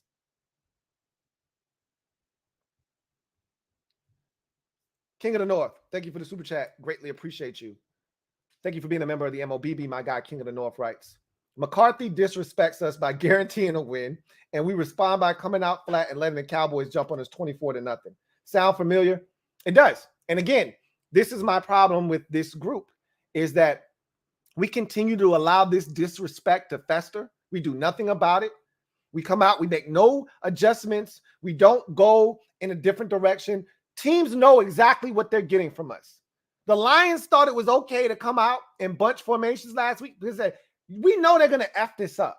They're not disciplined enough to understand the concepts and everybody do their job. Somebody's going to blow coverage and we're going to come open. And what did they do? And Amon-Ra St. Brown said after the game, yeah, we knew they were going to bust coverage. We knew they didn't handle bunch formations well. Like, we're so predictable, and it's because we don't try to change up what we're doing. We just figure, all right, had a bad week, back to the drawing board, we'll out-execute them next week. No, you won't, because you've never done that. Start making some changes. If you keep doing the same shit, expecting different results, that's insanity. And right now, this group seems like they're insane. Ronald, Scott, Jack, and company seem like they're insane because they keep doing the same shit every week and expecting these guys to somehow come out and perform better. I'd much rather see them try to do something different and have these same results or worse, but at least I see you trying. At least I see you trying. You roll this same group out every week. We had the same results every week, and it's hard for me to fathom that you're trying. At halftime, he told Christina Pink, he being Ronald Edward Rivera, told Christina Pink, about the big plays that we're giving up. I don't know what else to say to him. Sounds like a man that's out of answers. Sounds like a man that's not trying to think of alternatives, but rather, this is what we have and this is what we have to do. I've talked to him enough. He sounds like a dad that's talking about his young son that doesn't seem to be getting it. There are other options, okay? This ain't your 8-year-old son that seems to be going to school and doing the same shit that you told him not to do over and over again. You can't get a new son, okay? You just got to get the son that you have to understand what you're saying, and these are the consequences if you don't, son. You don't have to do that with these players. There's 53 of them on the roster at any given time. If this one's not getting it done, there's another one chomping at the bit to get the opportunity, so put him in the game. You don't have to keep giving up big plays and keep talking about, I don't know what else to say. Put somebody else in the game. All right, let's see.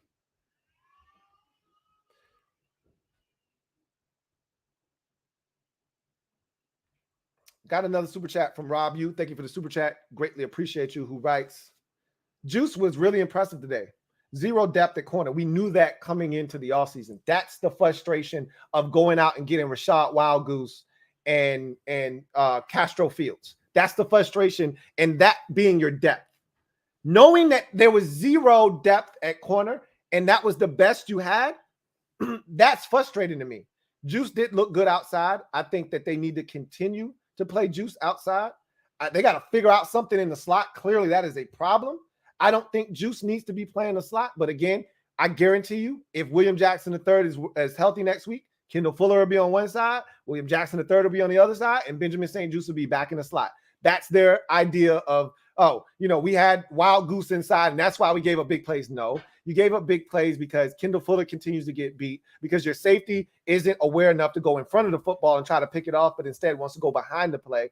This is why you're giving up big plays. So as far as I'm concerned, you can pin it on Rashad Wild Goose if you want to, or Benjamin St. Juice, you know, not being inside and that. No. Benjamin St. Juice is a better football player outside, so leave him out there. Kendall Fuller isn't getting it done at the other cornerback position, so put William Jackson III there when he comes back and find Kendall Fuller a spot on the field. If you really love Kendall Fuller as a defender, find somewhere else to play him. My vote is for safety. My vote is for safety.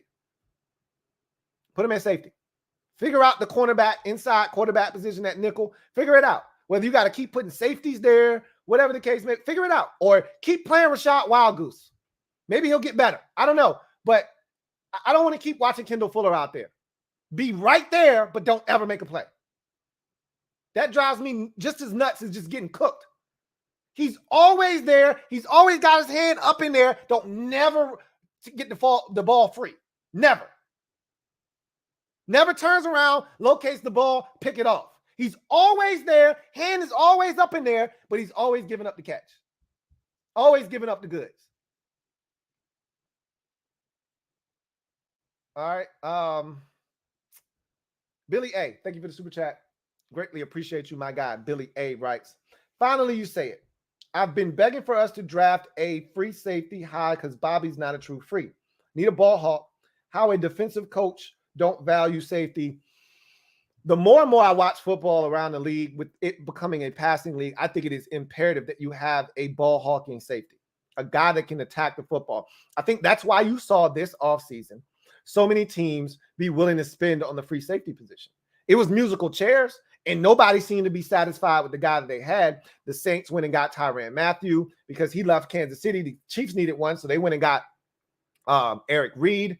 And not Eric Reed, excuse me, his brother, Justin Reed. And because the Texans lost a safety, they went and drafted Petrie from Baylor. I love that kid. And he's playing really well, by the way. The Saints moved on from Marcus Williams. The Ravens gave him top dollar to come in there. He's already got 3 picks this season. There's Marcus Williams for the Baltimore Ravens. So you see the musical chairs and all these teams changing safeties. Marcus May goes to the Saints because they lost Marcus Williams. So you see all these teams going out here and getting all these players. And it just, at some point, you can't be okay with Bobby McCain. And this has been Ron's thing. You go back and look at his Carolina days. this is what he did at the safety position. He got veteran players like Mike Adams and guys like that, and Mike Mitchell and guys like that to play safety for him. He didn't spend high draft capital. Trey Boston was the only pick he spent at safety, and that was like a 4th or 5th round pick out of North Carolina. Okay. He doesn't value the safety position. So this is one of the things, this is one of the knocks. I talked about this when Ron first got here. He doesn't value the safety position. And I talk about this every draft season because I try to get you guys in a frame of mind of this is what he usually has done. Him and Marty Herndon. They don't really value safety all that much. So they're going to go in a different direction. But at some point, you're going to have to do something at safety. It's just not good enough. It's not good enough.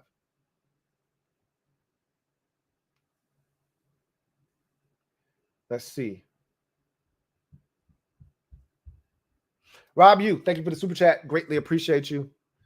My guy Rob Yu writes, Flowers and Landon need phone calls ASAP. Like, I don't know if Landon does anything for us necessarily, but Flowers definitely, they could. And again, they're not going to do it. They got too much pride. They don't want to swallow it. He should have been here. And Flowers isn't on another team. It's not like other teams were beating down Eric Flowers' door to get him in camp. That doesn't matter to me. He played well for us. He knows the scheme. To me, there shouldn't be, once we had one injury up front, he should have been here. But again, I don't know what they're going to do. I don't think they're going to call him. Billy A, thank you for the super chat. Greatly appreciate you. My guy Billy A writes, prioritize Terry. Kurt is cool, but he ain't Terry. Again, Terry, you know, what's crazy is after the first 2 weeks, I had people questioning whether Terry was our number 1 wide receiver. Oh, I don't know, man. Terry might not even be our number 2 receiver anymore. And I was like, okay, whatever. You know, people love to jump to conclusions. They love to make these crazy assumptions after a small sample size, which is what a lot of you are doing with the season right now. The season's not over, far from it. But again, we didn't look good the last 2 weeks. So jumping to a conclusion that we've come to the last 30 years, which is this team ends up being a mediocre team, is easy to jump to. And I don't blame you for that. But saying Terry isn't the number 1 receiver on this team is a farce. It's a joke. And I got nothing else to add there. You know, you say get Terry the ball more. Everybody needs to get the ball more. Only way you're going to do that is you protect. It wasn't because Terry was open all day today. All day. Even the ones that either Carson was a little high on or Terry didn't come down with, he was open. And I can't wait to watch the film because I bet you on some of these opportunities where Carson Wentz got sacked, I bet you guys were open down the field. I bet any amount of money. That's what I saw against Detroit last week. Guys were open. The offensive line just didn't hold up. Scott Turner can diagram offense, right? Again, he didn't have a problem getting guys open. His problem is understanding what this situation calls for right now. That's his problem. Situational awareness. He doesn't have a get a guy open problem. He's got we can't protect up front. Well, I probably should go quick game, but you know what? They're having issues over the middle of the field, 20 yards down the field. I want to attack that, so I'm going to call another 5-step drop. Maybe they'll protect this. It's only 4 guys. Maybe they'll protect this time.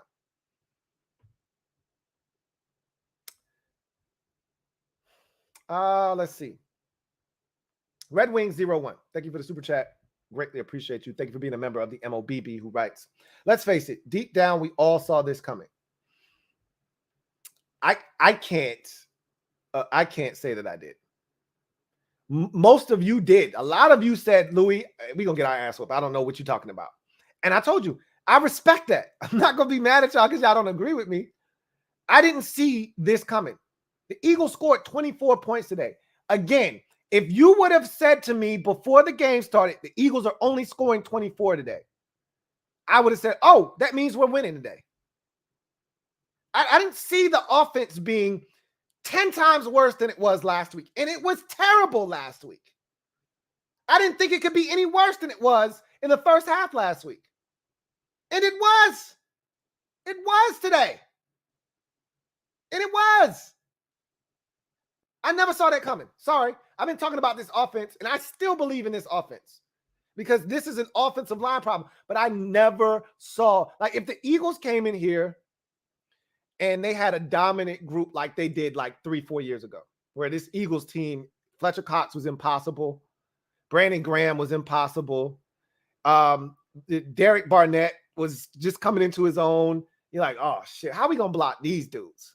You know, if they were there, if Vinny Curry was still getting to the court, like if they came in here with that group from 3 years ago, I would have expected this. Brandon Graham's 3 years older. Fletcher Cox is 3 years older. Josh Sweat is okay. He's not a game wrecker. All right. And whoever else you want to add in, Javon Hargraves, their first round pick, Jordan Davis. None of these dudes, for me, scare me. If you can protect. Clearly, we could not. So all of a sudden, those guys all become problems. But I honestly speaking, I didn't see this coming. Or else I would have told y'all I saw this coming.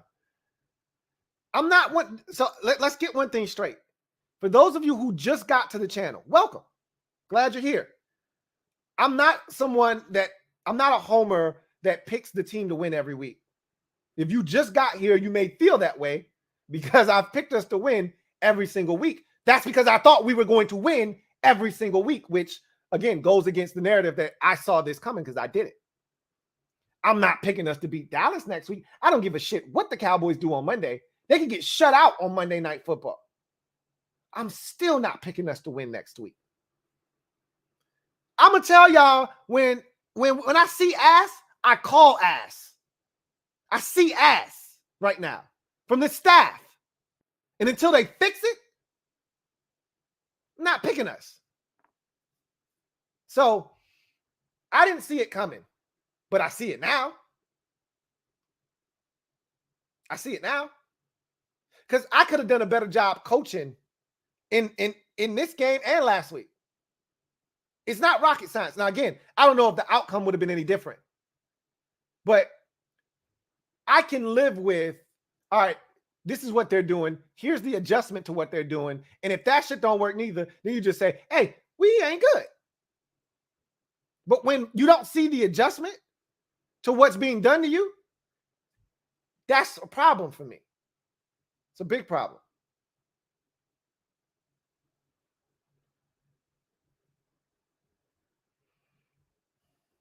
Red Wings 01. Thank you for the super chat. Greatly appreciate you. Writes, we're just reinforcing old narratives. All we're doing is recycling them and hammering them home even further. Everything that we talked about changing, we're just repeating over and over again. Wash, rinse, and repeat. That's all we're doing. Wash, rinse, repeat. That's all we're doing over and over again. Instead of changing the narrative, we're doing the same things over and over again. It gets old. The starting the game off slow, that shit is old. It's tired. The not making adjustments, that shit is old. It's tired. Not holding guys accountable. What I deem to be holding guys accountable is if you're not doing your job, I'm gonna get somebody else in there and see if they can do your job. Because clearly you're not up to the task. That shit's getting old. Just sticking the same guys in there and just hoping and praying that next week will be better. That's old. That's how you end up repeating the cycle, is not changing anything and expecting different results. And again, that's what I fully expect, which is why I'm not picking us next week.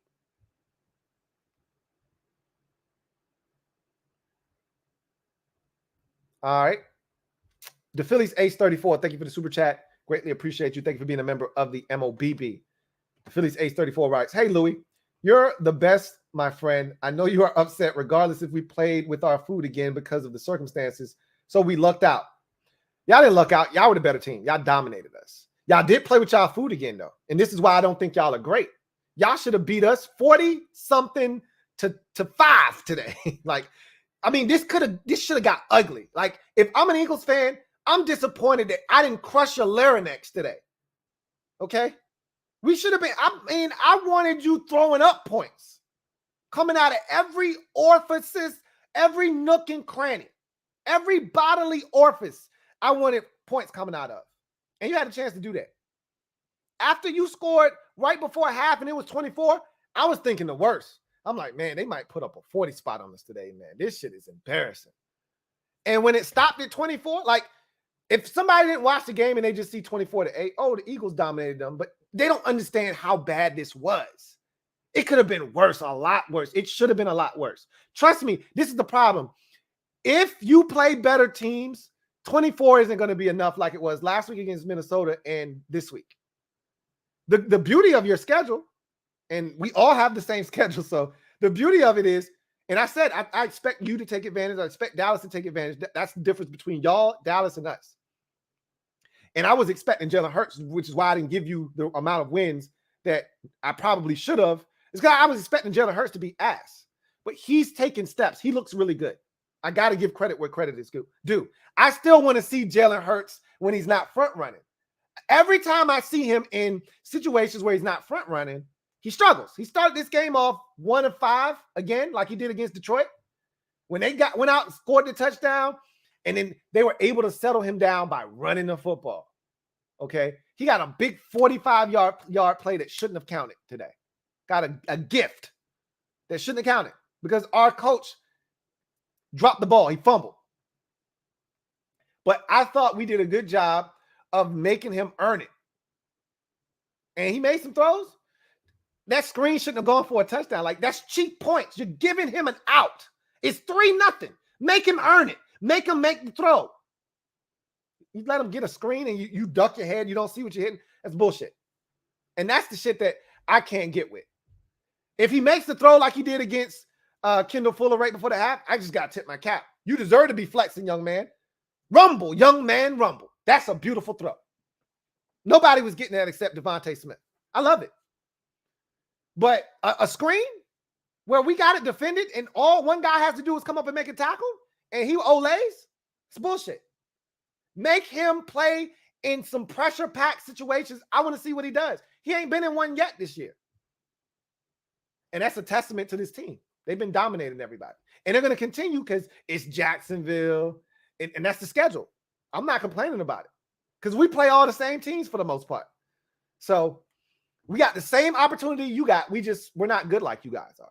We're not taking advantage of it. But you got to stop playing with your food. If you want to take the next level, you want to take it to that next level, you want to take that next step, don't play with your food. Bash our damn brains in. You should bust our shit to the white meat show. Don't play around. We had opportunities to get back in this game because you left it at 24. If we weren't so trash, we get in, it's still a whole quarter to go. We score that touchdown at the end of the third quarter, going into the fourth. It's 20, and you go for 2 and you get it. It's 24-10. Like, don't play around with your food.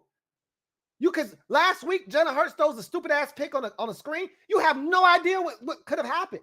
One missed opportunity, one throw through somebody's hands, in somebody else's hands, pick 6, and now it's 24-17, and you're like, what the hell is going on?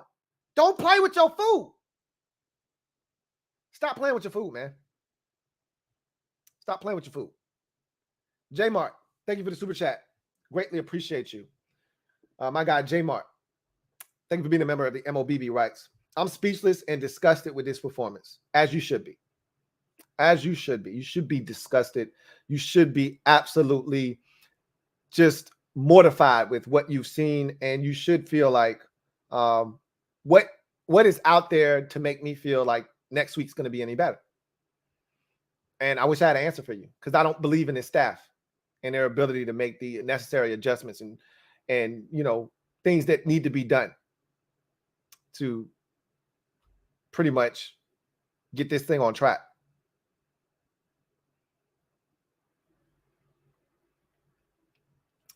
Rob Yu, thank you for the super chat. Greatly appreciate you. My guy, Rob Yu, writes, can we see more Forrest and less McCain? Again, that's on the staff to make the determination that hey, this guy gives us a better chance, or hey, we want to see this guy and see what he does in this role. Again, for me, I would be making some changes. I'm not going to keep putting the same product out there and expecting different results. So if it were up to me, Bobby McCain wouldn't be out there. Bobby McCain, and honestly, McCain might be the least of our worries in that secondary, but I just can't get that one play out of my head. That's a good throw by Hurts, but to me, that should have been picked off. I'm the whole time I'm watching the ball in flight, I said, Bobby got a bead on this thing. Bobby right there. Kendall's in the same position Kendall is always in. Close enough to make a play, but he ain't going to make a play. So I'm like, hey, Bobby. Bobby's watching the bitch the whole time. I said, okay, Bobby going to go get this bitch. He going to leap off of 1 foot, climb up there, and snatch that bitch. All right, I love it. And I wasn't tripping because I'm like, even if he picks this off, it's halftime. We ain't doing shit with it. He run it back to the 36-yard line, and we going to halftime. And I was okay with that. This man ran behind the whole play like this, and you watch the replay. I'm like, I said, what happened to Bobby McCain? I'd like, show me the other angle. What did Bobby McCain do? Because how did he not pick this off? And then they show the back angle for the end zone, and Bobby runs behind the play and does this. Oh my God. Get him out of there, man. Get Bobby McCain out of there, man. Get him the hell out of the game, man. The great Watubi. And I love me some Bobby. Y'all know how I feel about Bobby. I think Bobby is a great leader on this team. You need guys like Bobby McCain in your locker room, but that shit ain't good enough. That shit right there ain't it. And that goes back to the whole narrative of we don't have any dogs that want to eat. We are very comfortable just, wetting our palates a bit. Just give me a bowl of water. I don't want anything to eat. I'm good. I don't need no food. I ain't hungry. Just give me something to drink. Great Watubi, thank you for the super chat. Greatly appreciate you. Thank you for being a member of the MOBB who writes, game turned badly when Ron missed getting the challenge flag out in time. Look, we didn't lose the game because of that. We got dominated in this game. That didn't help our cause. And when your team is struggling, as a coach, your job is to make sure that you don't hurt your team. They're already struggling as is. You got to do your job to give them every opportunity to win. He needed to get that challenge flag out there. Did the game turn on that? I don't think it did. It was 0-0. They got a field goal out of that possession. I'm not tripping about that, okay? The fact of the matter is they shouldn't have been in that position. But they didn't score a touchdown off of that drive. The floodgates didn't open after that. He should have challenged. I don't even know if he would have won. They could have said it wasn't conclusive. I think they would have seen that he bobbled the ball a little bit before corralling it for good, but that other foot had come off the ground and the knee fell out of bounds. It didn't fall inbounds, so he would have had 1 foot down. But again, we still got dominated. We still didn't do a single thing on offense. So we still would have gotten dominated anyway. It didn't help us, obviously. Take Command for Life. Thank you for the super chat. Greatly appreciate you. Take Command for Life writes, our corners are looking at the man, not the ball. And in certain instances, you're supposed to. When you're beat or you're in trail technique, a lot of times you don't have time to locate the football. You play the man's arms. When he goes to, that's why they tell you late hands. Because when you see a guy's eyes get big, because when the ball's coming, generally your eyes get big, and then you put your arms up to adjust to catch the football. Then as a defender, you're taught to then rake at the arms, stick your hand in between their arms and get the ball out of there. You're taught different techniques on, how to get the ball out without turning and locating the ball. But then there are certain times where the ball isn't there.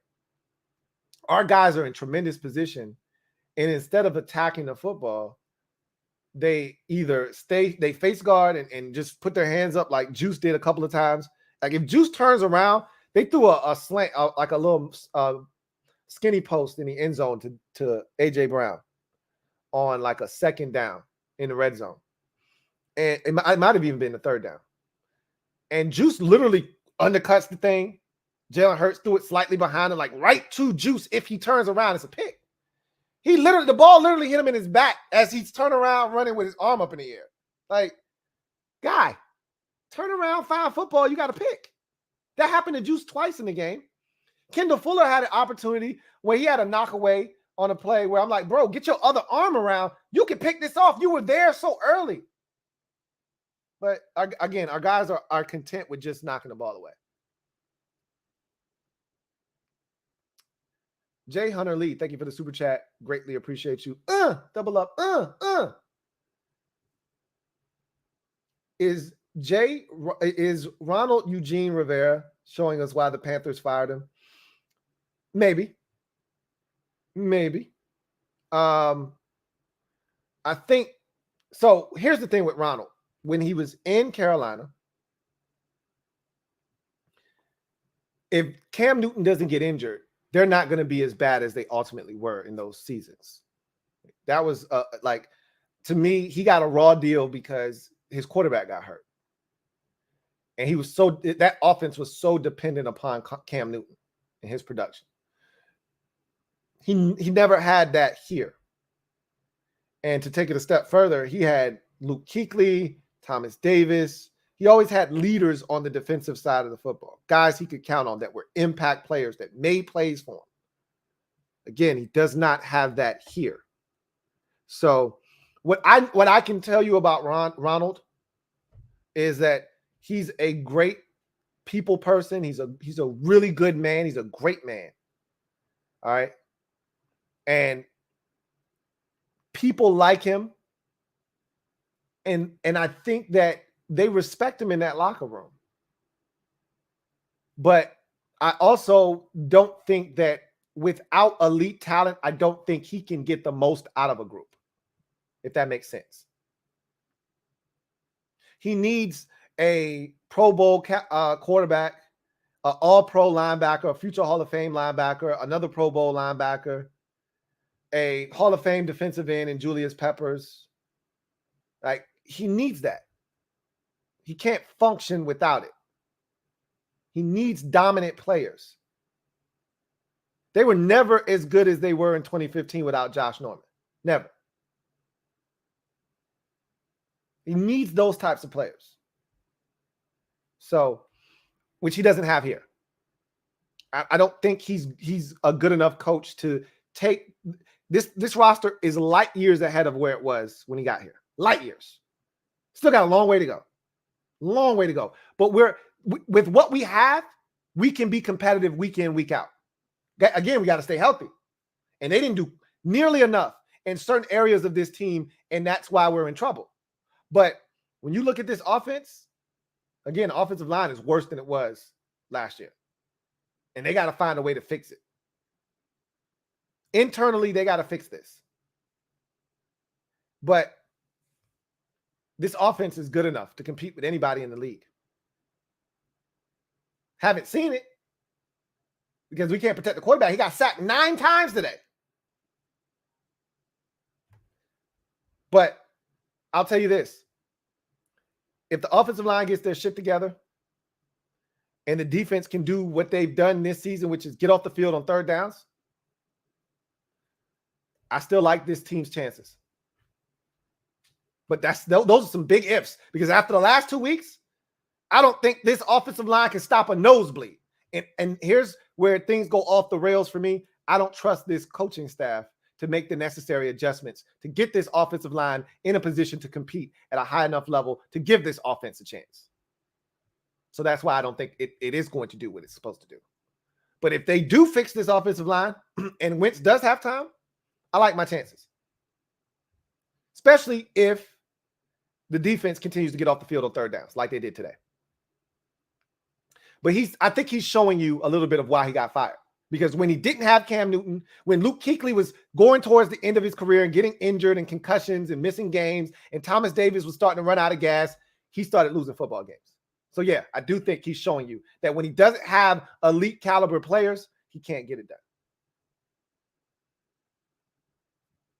John Livingston, thank you for the super chat. Greatly appreciate you. Thank you for being a member of the MOBB, who writes, feel you today, Lou. Didn't see your game, but I saw Carson under pressure all day. We outgained Miami 500-200, 90-39 in plays, and we lose by 2 without 6 of 11 starters on D. On to Baltimore. Yeah, that's a bitter pill to swallow. I actually think that butt punt saved them. If they punt that thing, you get great field position. All you need is a touchdown. at that point, I think you would have ended up beating them. You would have gotten to keep your timeouts. But the safety kick pushed you back and forced you to have to go a longer distance, if that makes sense. So I think the punt going out of bounds and essentially being a safety saved them. You would have rather that punt travel off his ass and up in the air and went out of bounds at the 11-yard line. Now you got a chance to win the game. But it going out of bounds, I think it saved them, honestly. It saved them. Will Kavanaugh, thank you for the super chat. Greatly appreciate you. My guy Will writes, I don't want to hear our offense is dangerous ever again. 12 quarters and they only showed up for 4 of them. Again, I can't tell you you're wrong. This offense is dangerous. I'm sorry, I did it again. But if you can't protect, and the first key to the game was you have to protect Wentz, or else everything else is rendered irrelevant. Nothing else matters. If you can't protect the quarterback, it don't matter what team it is. By the way, it don't matter who's your quarterback. You don't protect Tom Brady, Brady's going to get his ass kicked. Mahomes didn't get protected in the Super Bowl. You saw what happened to him and how they got dominated.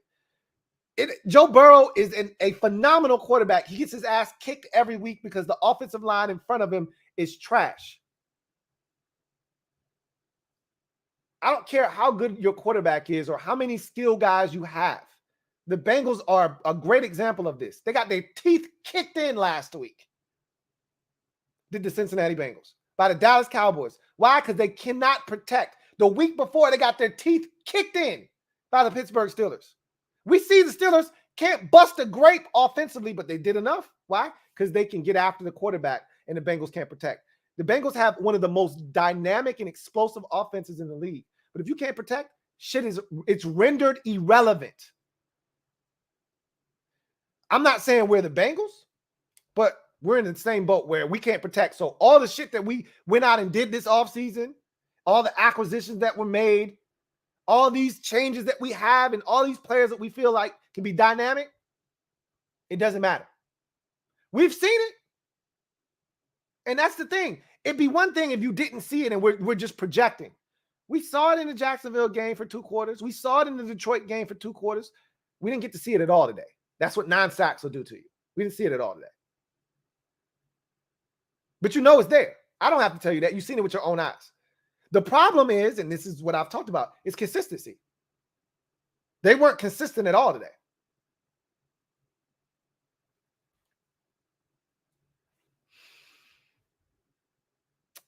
Rob Yu, thank you for the super chat. Greatly appreciate you. Rob Yu writes, Parson is going to be a real problem next week. Tell me about it. I'm not looking forward to it. Take a man for life. Thank you for the super chat. Greatly appreciate you. Double up. Thank you for doubling up. Who writes, the people sitting behind me begging for Heineke as if he's good. The only thing Heineke could provide you with is more mobility. But at the end of the day, Heineke would have thrown 3 picks today. That's the difference between him and Carson Wentz. Wentz ends up with 7 picks at the end of the year. Why? Because he'd rather get sacked than throw a pick. I'd rather you get sacked than throw a pick too. A lot of y'all are crying about the sacks. I'd much rather have 9 sacks than 4 sacks and 3 turnovers. Okay? I'll take the 1 turnover and the 9 sacks versus 4 sacks and 3 turnovers, because then it would have been a 40 burger today. Heineke would have got his ass kicked and he would have turned the ball over. Deadly combination. Landry Baldwin, thank you for the super chat. Greatly appreciate you. Double up. Thank you for doubling up. Landry, who writes, we need to draft some solid pass blocking guards. I thought they were going to draft 1. I wasn't asking for them to revamp the entire offensive line. And again, I thought Andrew Norwell by himself, fine. 1 guy, I'm good.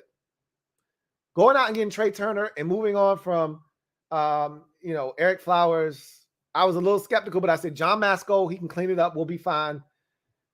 That's not the case with these 2. They can't move. It's different when you get guys that are capable. These guys aren't capable.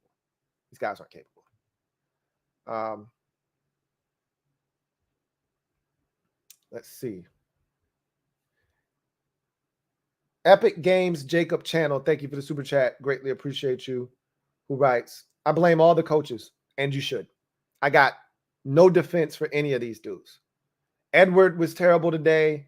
Scott was terrible today. Jack wasn't terrible today, but it wasn't good enough. We didn't win. So JB Johnson, thank you for the super chat. Greatly appreciate you.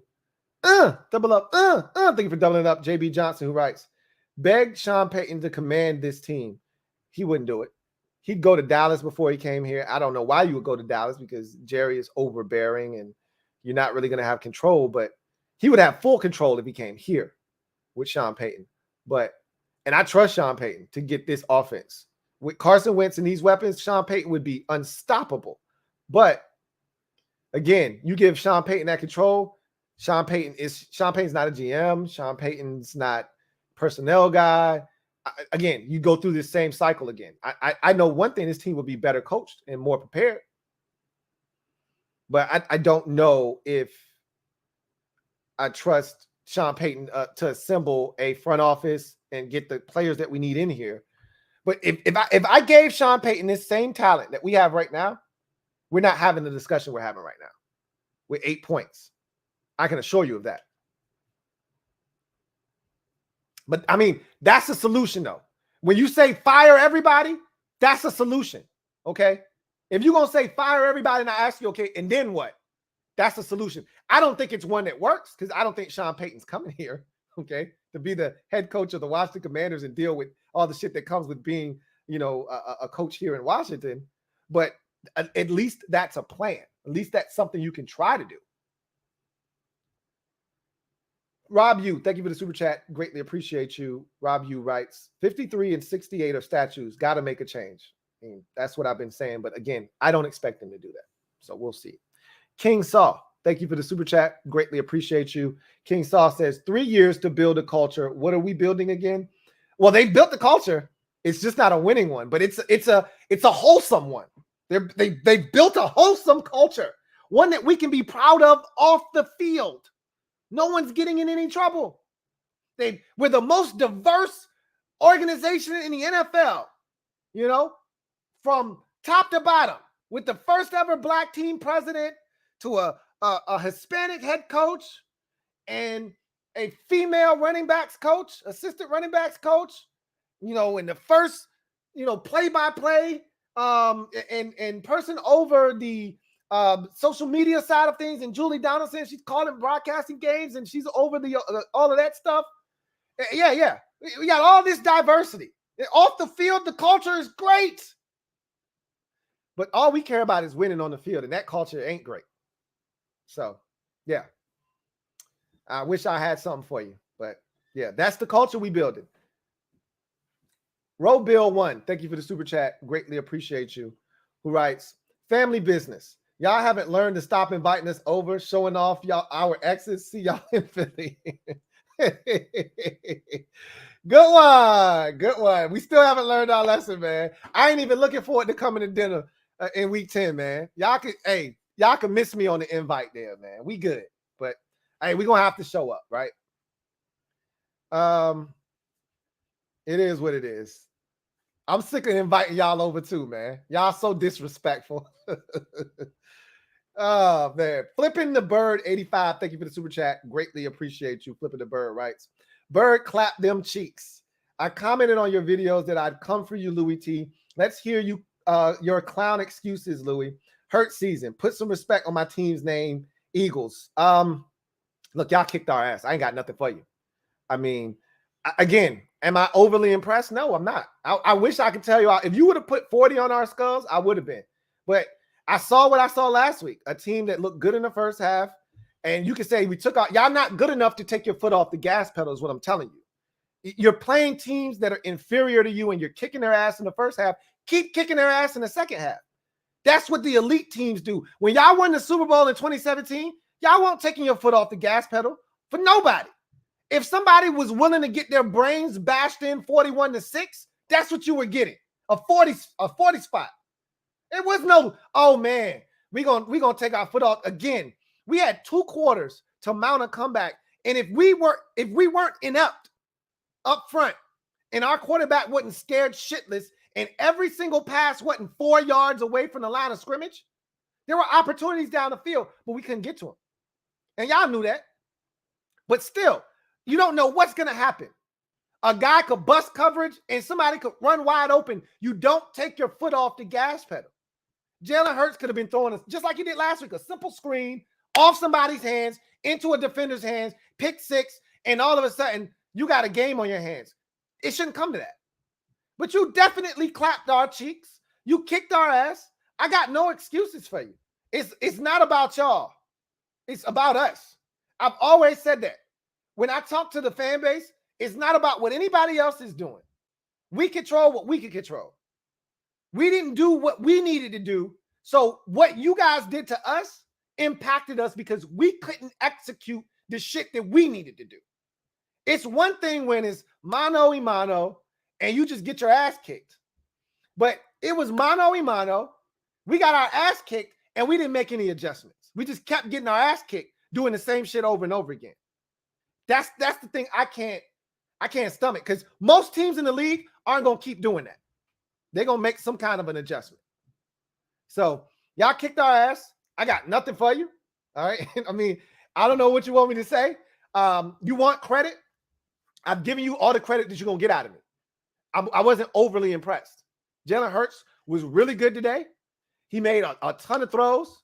I only thought one was a big boy throw. The rest of these throws I thought were solid throws. He missed a guy down the field again, wide open.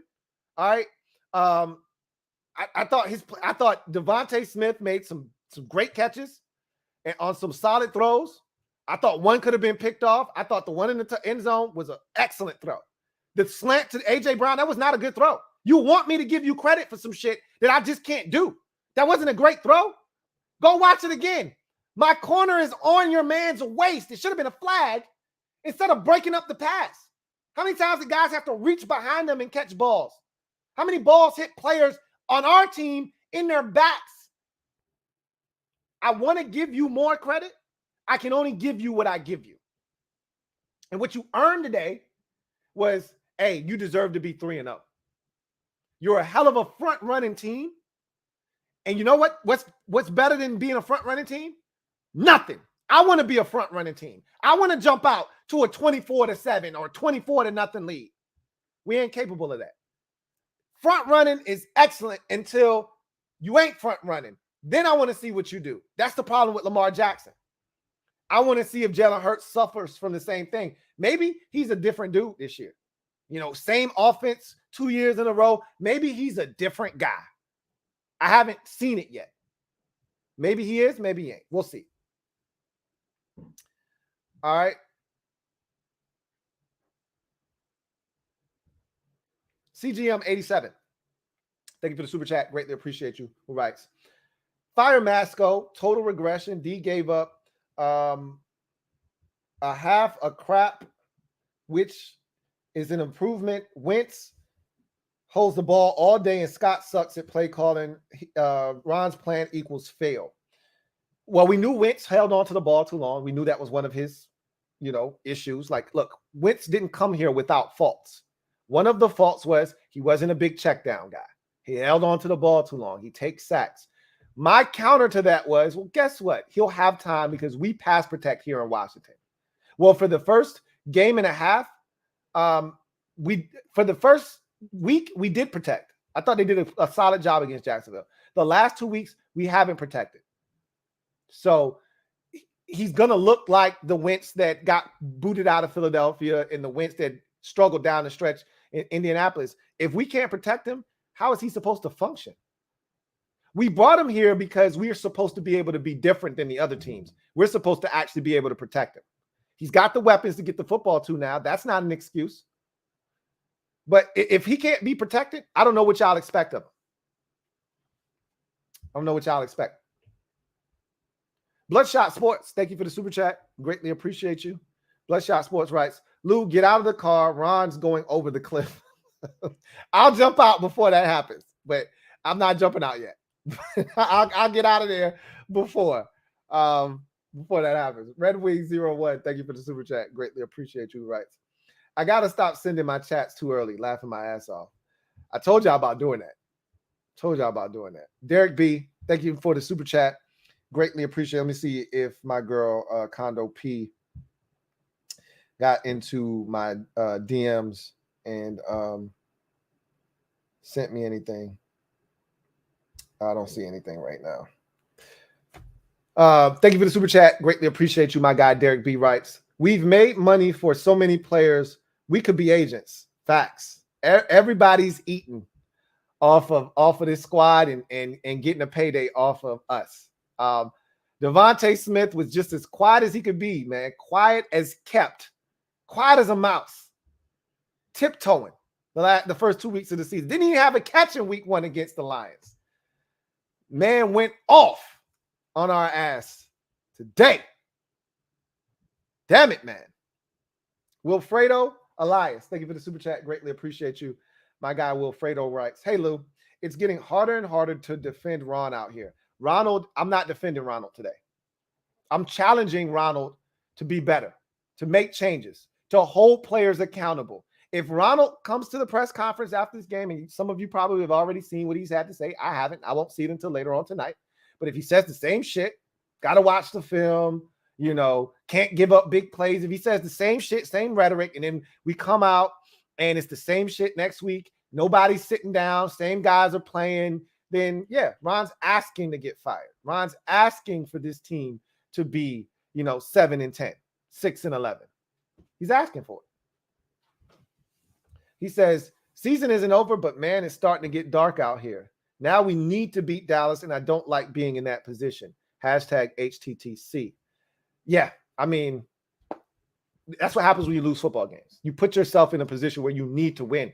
You drop to 1-3, and do you see us not dropping to 1-3 at this point? I mean, how could you see anything other than 1-3 next week? I mean, that's how I feel. You put yourself in a tough spot. Joseph Puhala, thank you for the super chat. Greatly appreciate you. Joseph writes, Scott Turner is the type of guy to play paper, rock, scissors and choose rocks 6 times in a row to psych you. Yeah, right. Like eventually you're gonna choose paper, right? And you're gonna cover up that rock. But he's like, if I keep going rock, he's gonna choose scissors because he thinks I'm gonna switch to paper, right? So I'm gonna stay rock and he's gonna go scissors, and you just keep losing.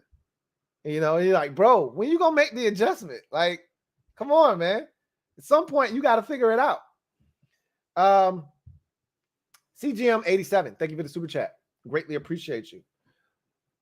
Double up. Thank you for doubling up. Who writes, we are worse now than when Ron walked in the building. I disagree with that totally. He says he ran off Kyle for 2 loser GMs who have been spotty at best, and he stands with arms folded while we get murdered. Don't see another win on the schedule. Yeah, you're at the extreme end of the spectrum. Okay, you're the person that is upset, and I totally get that, but you're not thinking rational, because you're the same person that was probably saying that we were gonna have a top 5 pick last year and the year before that, and you're the person that after bad losses, and we have them every year, and it's easy to overreact.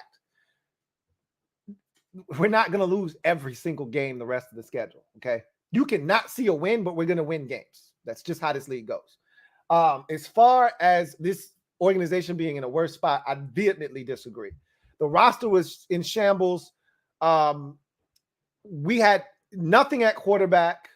We had nothing at the skill positions. Again, Isaiah Wright and Sims Jr.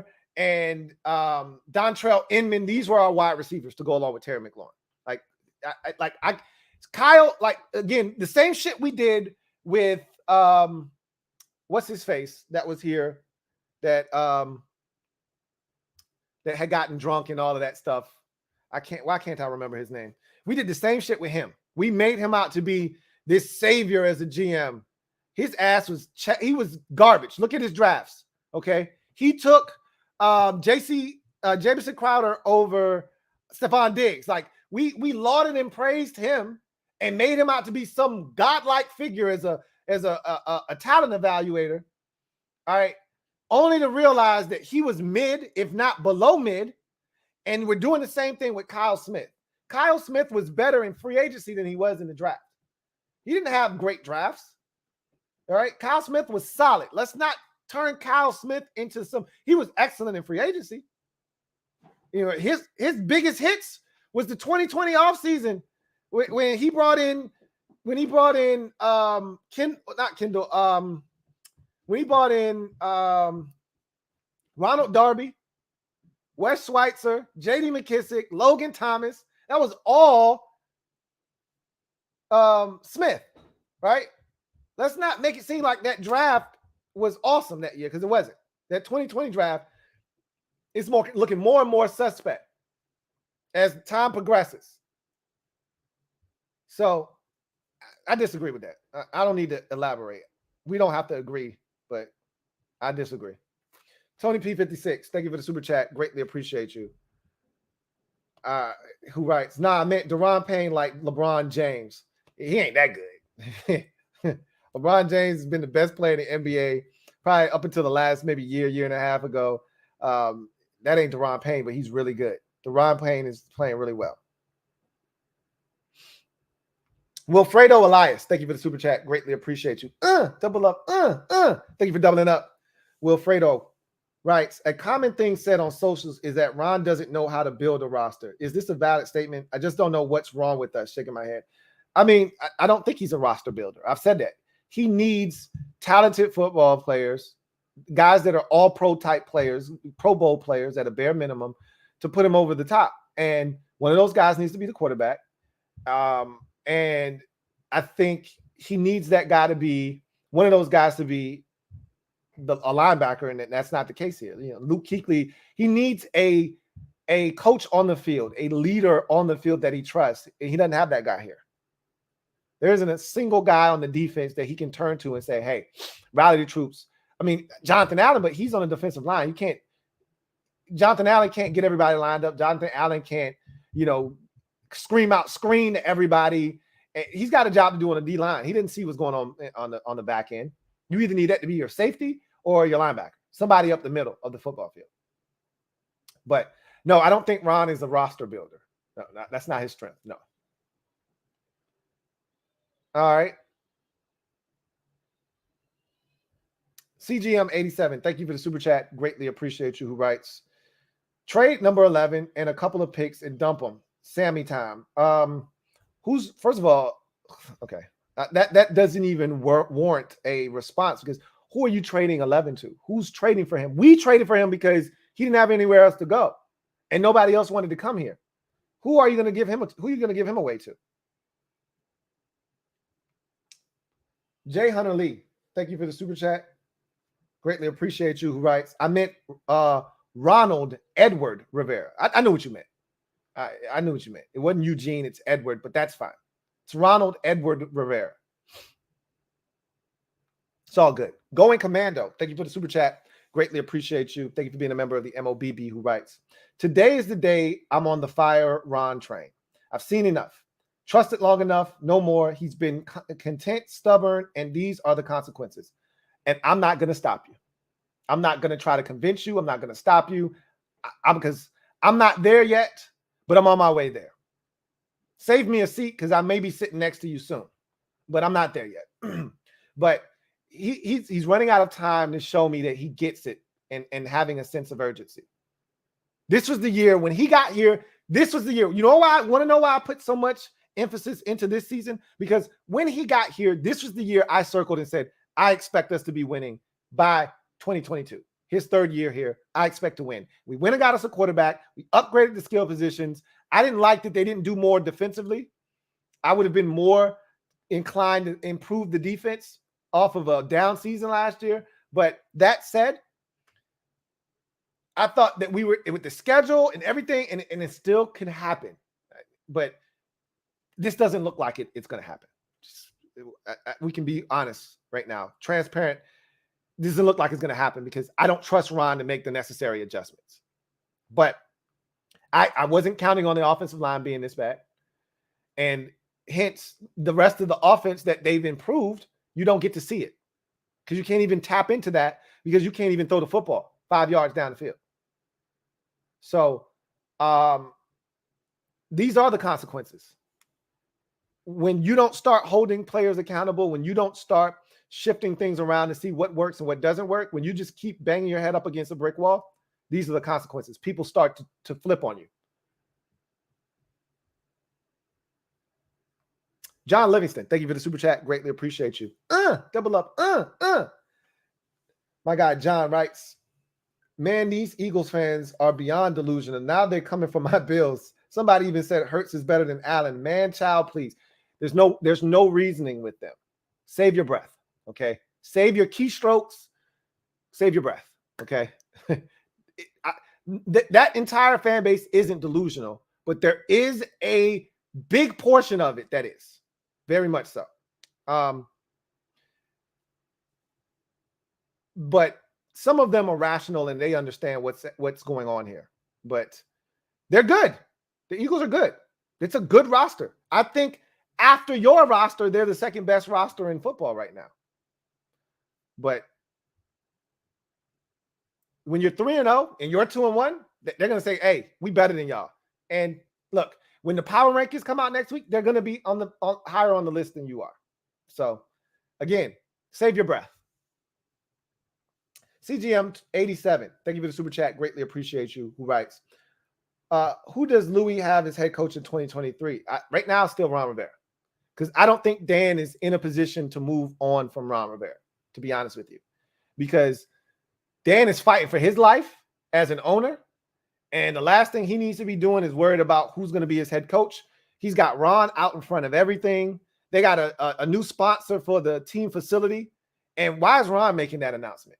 Somebody else could be making that announcement. But you know why Ron is making that announcement? Because Ron is coach-centric. He's in control of everything.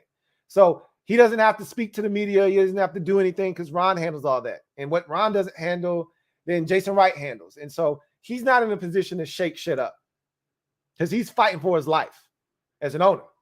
So I don't see him firing Ron. But then you would have to ask yourself, who could you get to come take this job? With Daniel Snyder still as the owner, you still got to ask yourself, who's going to take this job? That's not changing until he's no longer the owner. The same shit. The only thing that gives us hope is what happened with the Phoenix Suns owner, Robert Sarver. That's the only thing that gives us hope is that he volunteered to sell. Okay. Voluntarily said, I will sell the Suns and the Mercury. Dan isn't doing that. So I think you're going to have a hard time finding a credible NFL head coach that wants to come in. You have to take someone's coordinator that is dying for an opportunity that wouldn't normally get an opportunity, but because that's where we are. And I said the same thing last time when we got Ron Rivera. So who's to say? We'll see. A193, thank you for the super chat. Greatly appreciate you. Thank you for being a member of the MOBB writes. Our team is officially exposed thanks to coaching. Yes. The Eagles officially exposed us today. A lot. And it's that much more debilitating when it's a family member that exposes you. You know? It'd be one thing if it was Detroit or it was Atlanta. You're like, man, they suck. But, you know, we learned a lesson today. When it's a family member undressing you, that's tough, man. That's a bitter pill to swallow. T-Bone Johnny, thank you for the super chat. Greatly appreciate you. Who writes, I really think our young players need a complete coaching overhaul. Ron, Jack, and Scott got to go. I don't necessarily think it's the entire, staff, but I do think that some of these young guys might be better off with different coaching, and we'll see. I've always felt like our defensive line has underachieved. I feel like they haven't gotten the most out of this group. And if you give a diabolical defensive coordinator what we've had up front, never mind what we got on the back end. Never mind that that's a little sloppy. If you give Vic Fangio or, hell, I'm even watching what Lovie Smith is doing with the Texans. You give one of these defensive-minded dudes that really get it defensively. If we gave the Chargers head coach what we have up front, do you know what he would do with this defensive front? Like that's the thing that has been eating and gnawing at me is like, are we getting the most out of what we have? I get that we don't have a ton of depth. That was proven today. Organizationally, today was a failure, and it was shown that we don't have the depth. But my question is, Are we getting the most out of the roster? Right now, I'd have to say no, and that might lead to your point of maybe these young guys need to be coached by a whole different staff. Hard to say. Joe Rockhead J, thank you for the super chat. Greatly appreciate you. Thank you for being a member of the MOBB, who writes, when will we get leadership that actually smarter than the fans? Starts with ownership, man. Until he's gone, and that could be never in my lifetime, I don't really know when we'll start to see light at the end of the tunnel, man. Red Wings 01, thank you for the super chat. Greatly appreciate you. Who writes, to summarize what I said, Kendall sucks. You can't defend him anymore. O-line regressed. I gave the staff this game to regain my trust, and they blew it. Kendall, I'm gonna continue to defend Kendall in this regard. He doesn't suck. He just doesn't make plays. Okay. And if you want to mash the two together, knock yourself out. I know what a garbage corner looks like. Kendall Fuller is not a garbage corner. He's just not a playmaker at the cornerback position. So he's always there. But you don't get points for being there. You got to make a play, and he doesn't make plays. So, again, to your point, you need better out there. You need better out there. The O-line has regressed, absolutely. And this staff, I feel the same way you do. I gave them this opportunity to show that last week isn't who they are, and they doubled down on last week and proved that they're worse. So, yeah, I'm with you on the staff as well. Absolutely. Mark David, thank you for the super chat. Greatly appreciate you. Thank you for being a member of the MOBB, who writes, did you just get out of the car? I didn't get out of the car, but I'm thinking about unbuckling my safety belt. I'm not out of the car yet because, again, if I have to get out, it's not going to be with Ron stopping the vehicle. It's with me jumping out of the car. So Ron's not pulling over at a gas station to let me out. Ron's going to drive this bitch off the cliff. I'm going to have to dive out. So I haven't taken the safety belt off yet, but I'm thinking about hitting that button, man, and being ready to open the door and jump out. Tony P56, thank you for the super chat. Greatly appreciate you, who writes, I'll say it again. This was supposed to be our year, and it still could be. It more likely is not, right? But this was supposed to be our year. I agree. I really thought that we would start better. The schedule was set up for us. This was supposed to be a big game. 2-0 Washington versus 2-0 Philadelphia. And we came in at 1-1. It still was a big game, and we blew it. Red Wings 01. Thank you for the super chat. Greatly appreciate you, writes. And defense wasn't terrible, just got beat. Exactly. But if you play complementary football, the defense isn't in the positions that they were in today. They could have gotten stops. Absolutely. But you know what happens when you actually get first downs and sustain offense? They're not on the field as much. The Eagles had too many possessions in this game, especially in the first half, to ask this defense to keep getting stops.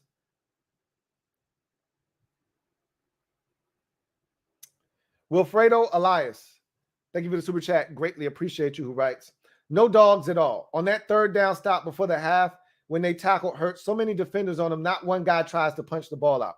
They're not thinking like that. You know what they're thinking? Yeah, we got to stop. They didn't even enter their mind that the Eagles were going to hurry up, run on the ball, because the Eagles had no more timeouts. It didn't even dawn on them that they might go for this, and you still got to defend one more snap. They were excited because they just kept them out of the end zone. We set the bar so low, and when we hit it, we get so excited. And that's our problem. B. Harris, 757. Thank you for the super chat. Greatly appreciate you, who writes, Lou, just embarrassing today. Starting to think our players are not as good as we think. And where the F is Sweat? Snoozing, he says, long ride home. Hashtag tragic. Hey, man, I know your wife is just right here on you, bro. I feel bad for you, man. I'm sorry. They let you down, man. It's such a long ride home for you, bro. I disagree with the players not being as good. Because, look, we don't have a roster full of stars. But Jahan Dotson is good. Terry McLaurin is good. Curtis Samuel is good. All right. Logan Thomas is solid. I think people overrate him. He's solid, which is why I wanted a big-time tight end. But y'all tried to tell me about John Bates. I still ain't seen John Bates yet. But those three receivers, I love Gibson. I love J.D. McKissick. There's talent on offense. Sweat is a disappointment right now, right? Allen and Payne are as advertised. Jamin Davis is getting better. Cole Holcomb is out of place. And Juice looks the part in the secondary. And I think I really want to see more of the safety, Derek Forrest. I think I want to see more of him.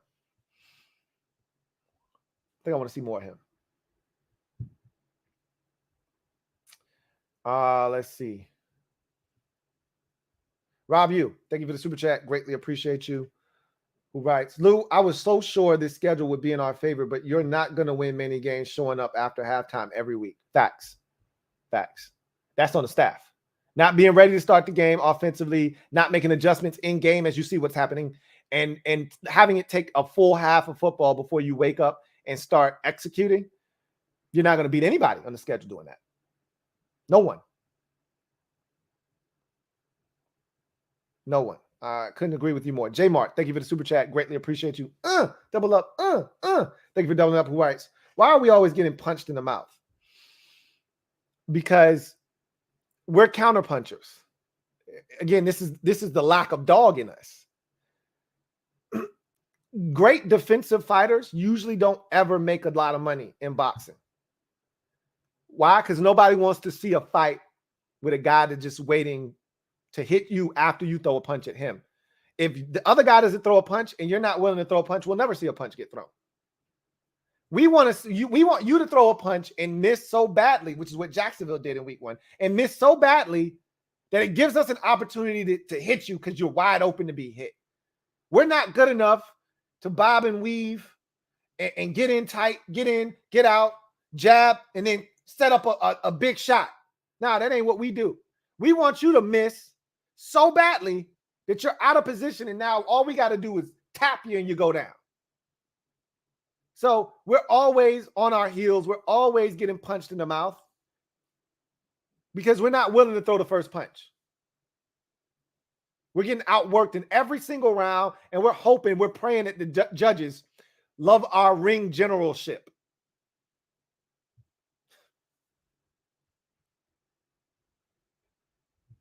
Let's see.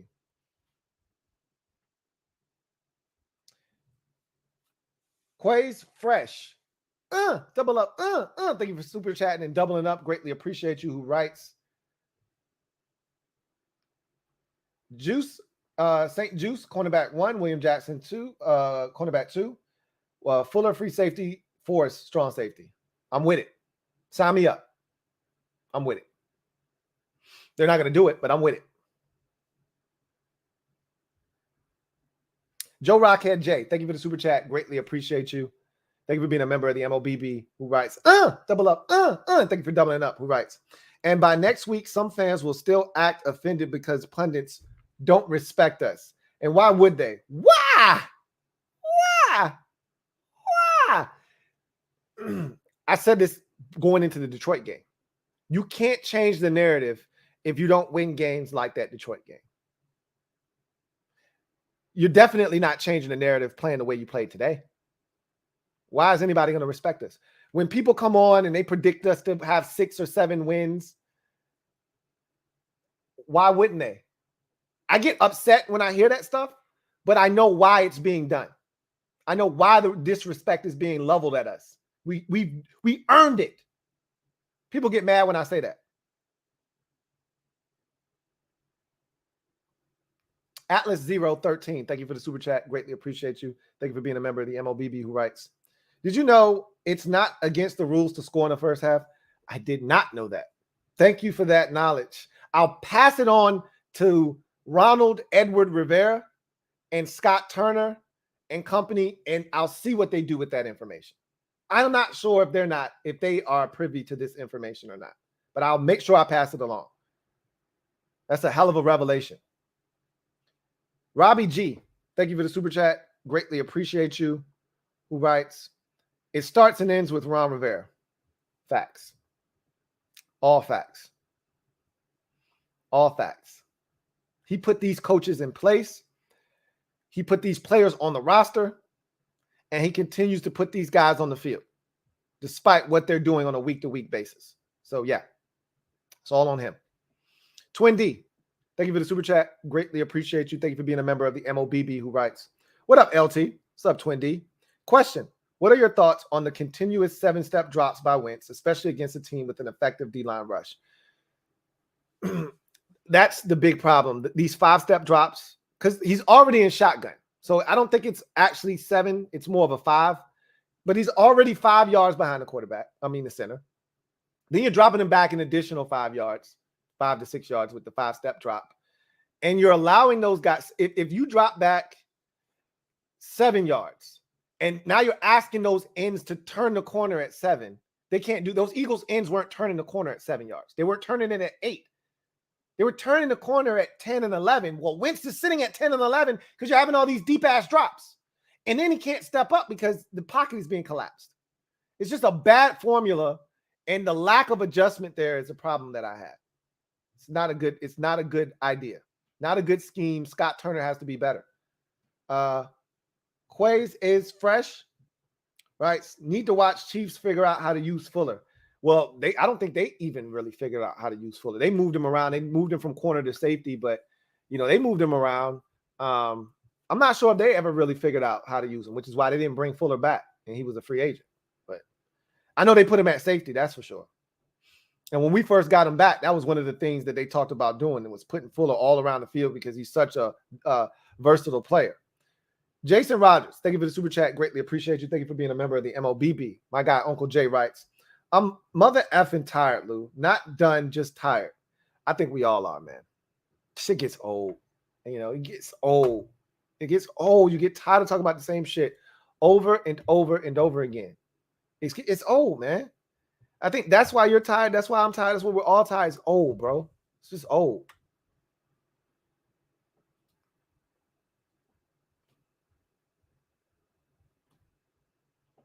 DeAndre Brown, thank you for the super chat. Greatly appreciate you. Who writes, fire everyone except the D-line and receivers. If only it were that simple. If only it were that simple. Farrah Cody, thank you for the super chat. Greatly appreciate you. Who writes, Jay Gruden as the OC.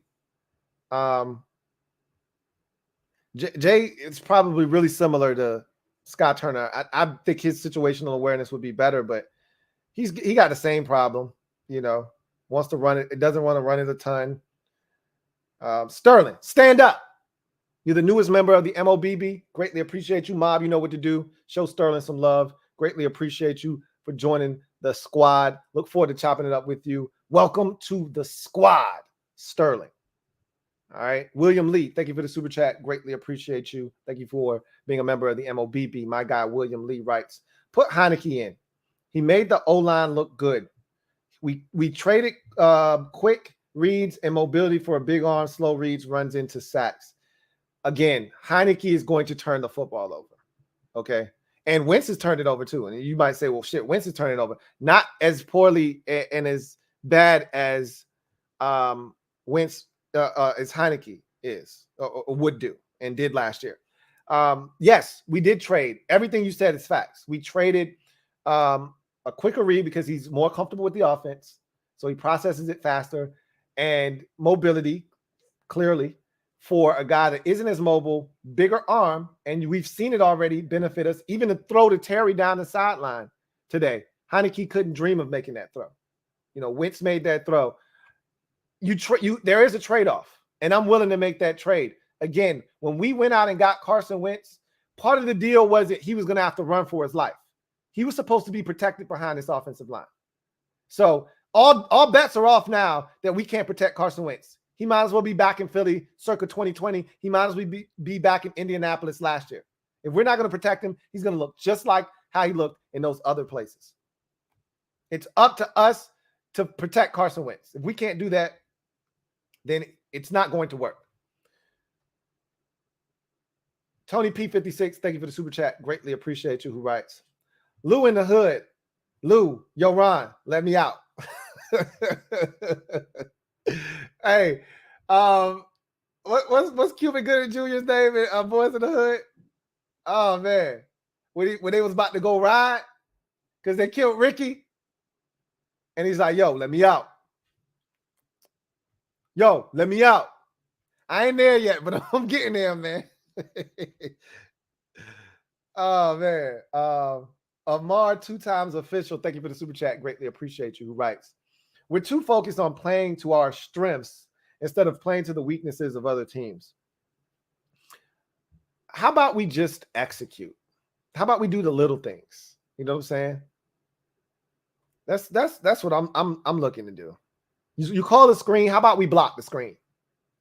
You know, Carson Wentz, you roll out, defenders in front of your face. You got John Bates wide open in the flats to get this drive started off well.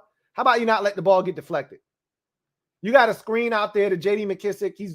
There's a ton of space. Yep, you got 2 guys bearing down on you. How about you throw it over there and let J.D. get it, and let's get this thing up and running? How about we just do the little things right? Going Commando, thank you for the super chat. Greatly appreciate you. Double up. Thank you for doubling up. Who writes? There's always options out there, Lou. Every year there always is. Not an excuse to keep content. How much is too much? Another year? What's that to do? You're right. You're not wrong.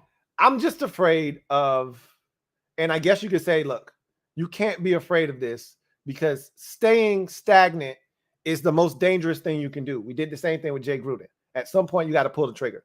I'm aware of this. I'm really afraid of the unknown when your organization is as trash as ours is, and you have an owner that scares real, competent options away. I'm scared about what we're going to end up with because I'm still scarred from Jim Zorn. This is what happens to this organization. When you get rid of a guy because you think you can do better, like we ran Jim Fossil, and I was a part of the mob that ran Jim Fossil off. But we ran Jim Fossil off because, no, he's not good enough. And we got Jim Zorn, and he might have been the worst coach ever. And so I'm scared. You run off Ron Rivera for what? Is it Jim Zorn 2.0?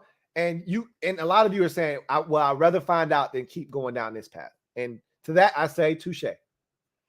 I'm just scared. I'm nervous. That's all. Amar 2 times official. Thank you for the super chat. Greatly appreciate you. Double up. Thank you for doubling up. Who writes, I believe in Ron still as a coach. As a GM, nah. He going to have to win me back over as a coach because I'm starting to lean towards, and nah, he ain't it. He ain't it. Marcus B, thank you for the super chat. Greatly appreciate you. Who writes, Ron got like 3 winning seasons. He is not the answer. I mean, we've heard that a million times. I wasn't fazed by that because Ron's had years where he didn't have a winning record, but got his teams to the playoffs. That's all that matters is getting your team to bonus football. But at some point, you got to get over the hump here in Washington. He had 3 of those seasons in Carolina. Where's our one? Where's our winning season? I'm waiting for that. Mike Smith, thank you for the super chat. Greatly appreciate you. Who writes, put some respect on them birds. Hashtag, I told you you were, I think that's supposed to be weren't ready. I got to give y'all nothing but respect, man. Nothing but props. The roster is legit.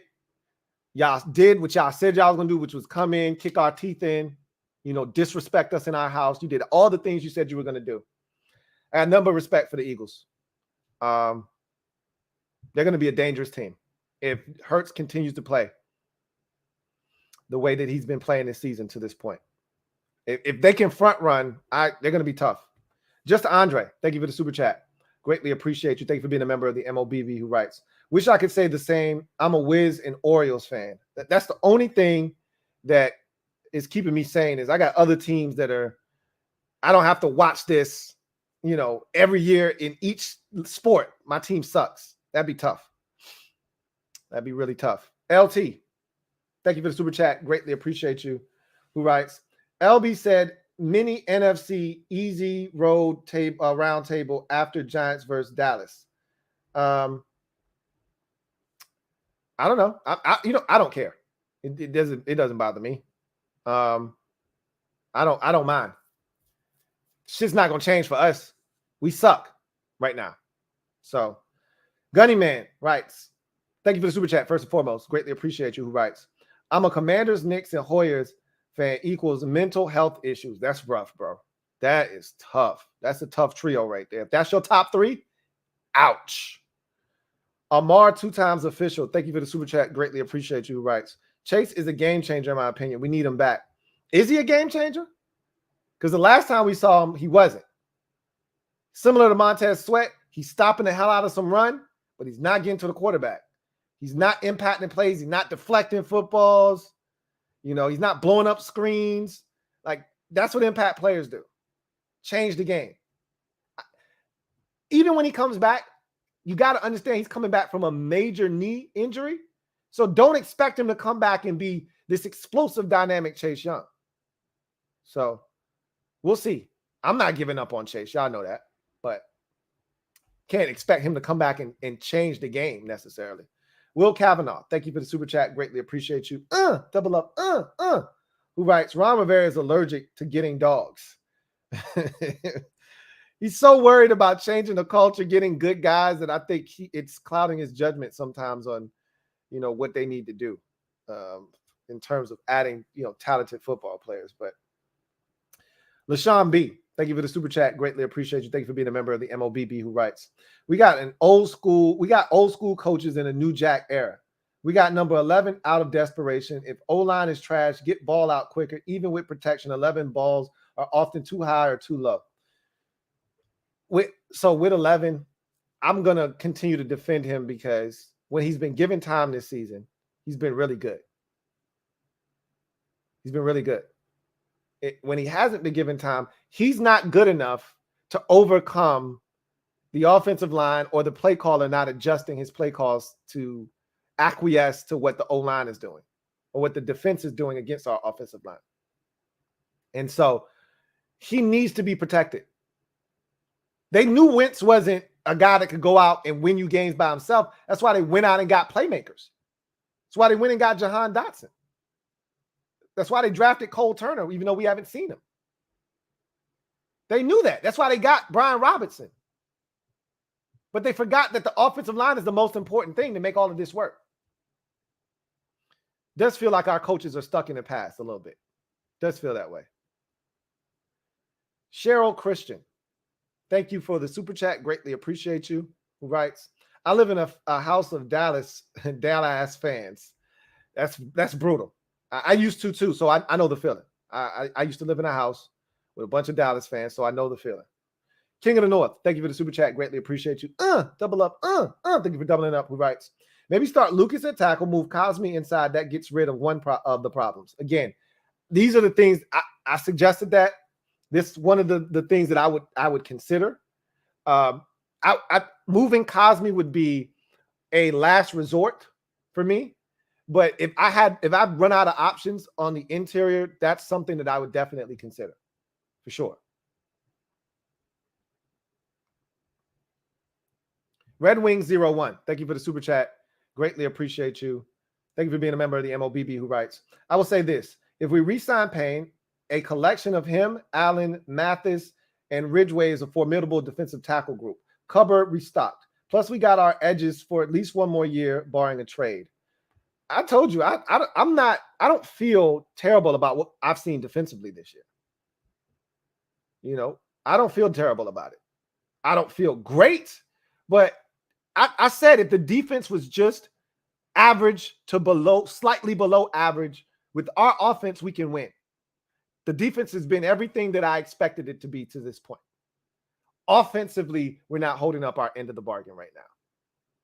If the offense was what it was in week 1 against Jacksonville or what it was against Detroit in the second half, then this team is good enough to win 10 games.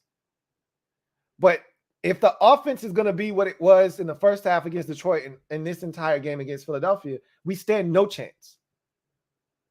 No matter what the defense does.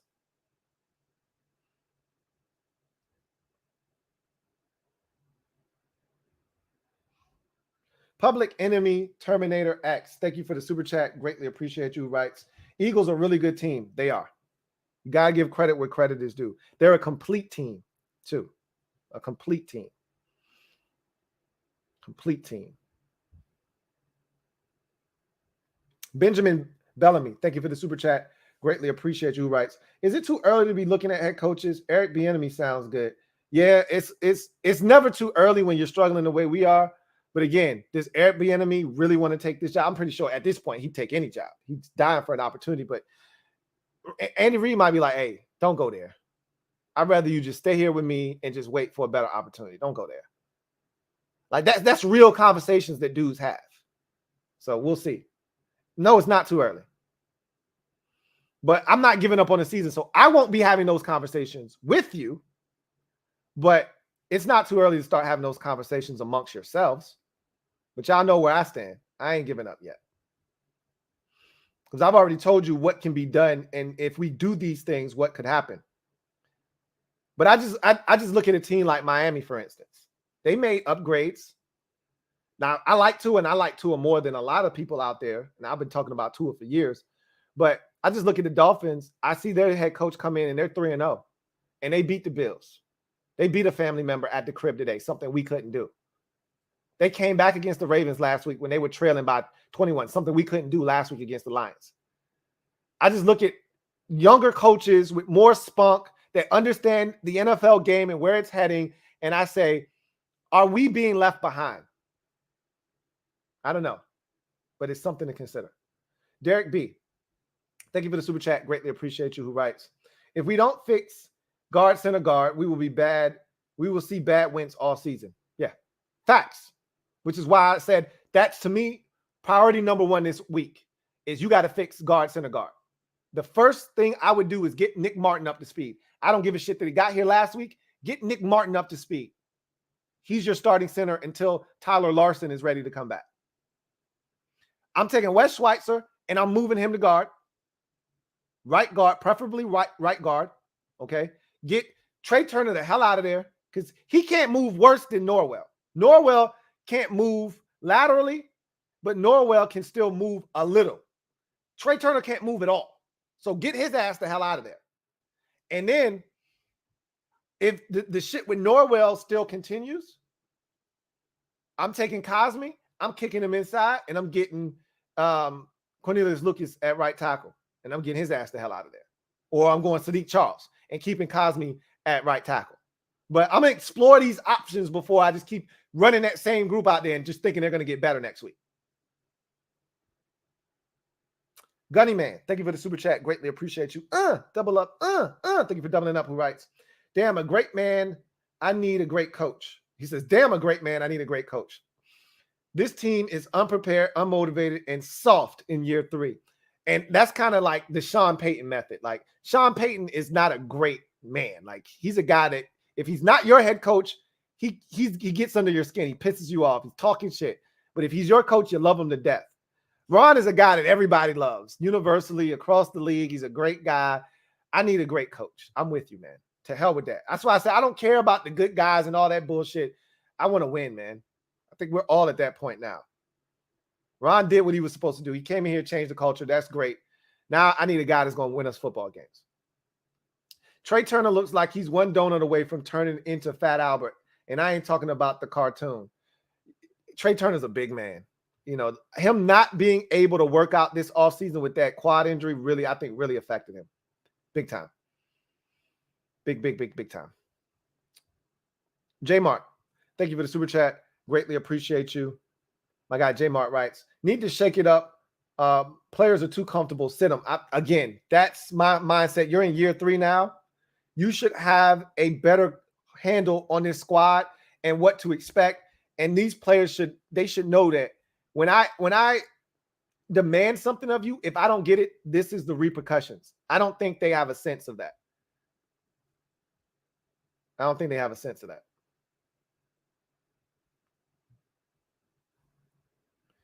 Dejan Bell, thank you for the super chat. Greatly appreciate you. Who writes, should we draft CJ Stroud or Bryce? I don't think they're going to draft. First of all, we won't be in a position to draft either one of those guys. And I think worst case scenario, they go to Sam Howell before they go to the draft. So I don't see that happening. Jay Kurt, 20. Thank you for the super chat. Greatly appreciate you. Who writes, Ron is overrated. Time to heat the seat up. Oh, it's getting hot. It's getting hot. It's getting real hot for Ron. Zacchaeus Maggette III, thank you for the super chat. Greatly appreciate you. Scott McClellan was the drunk one. And I don't want to refer to him as that. Like, I just couldn't think of anything else to describe him. Scott McClellan is who I was talking about. I don't want to refer to him as the drunk one, okay? That's not the way that I remember him. He just wasn't as good as people made him out to be. We were just so happy it was somebody other than Bruce. But Scott McClellan was mid at best. Go look at his draft track record when he was here, and you'll say, damn, he was awful. He was. I think Kyle Smith would have been in that same boat, but we'll never know. Okay. He only had one draft here, and that draft isn't looking all that great, but we'll see. Metaphor. Thank you for the super chat. Greatly appreciate you. Double up. Thank you for doubling up. Who writes, our season hinges on the O-line. Carson depends on it. The O-line is the centerpiece of the offense. Without it, nothing can function. The run game can't function. The passing game can't function. Nothing functions if the offensive line is not good. We haven't had to have this discussion in about 3 or 4 years. That's why I'm disappointed right now, because this was the furthest conversation from my mind when the season got underway, that we would be 3 weeks into the season and we're talking about fixing this offensive line. Remember how we were lauding and praising John Matsko? Oh, I don't worry about the offensive line. I kept saying that over and over. I don't worry about the offensive line. John Matsko, now that Chase Roullier has gone down, because Wes Schweitzer, you could have just, if Chase Roullier was still out there, you just plug Wes Schweitzer into one guard and see what happens. And if the other guard's still acting up, slide in Sadiq Charles. And if that doesn't work, then you can start playing around with different stuff. But Schweitzer could hold down one of the guard spots.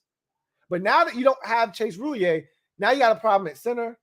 And you try to throw Schweitzer at that. But Schweitzer's a better guard. So now you're hurting 2 different positions, because Schweitzer should be at guard and you should have somebody else at center. And so, yeah, now we're talking about problems. In the tackles, they haven't been good this year.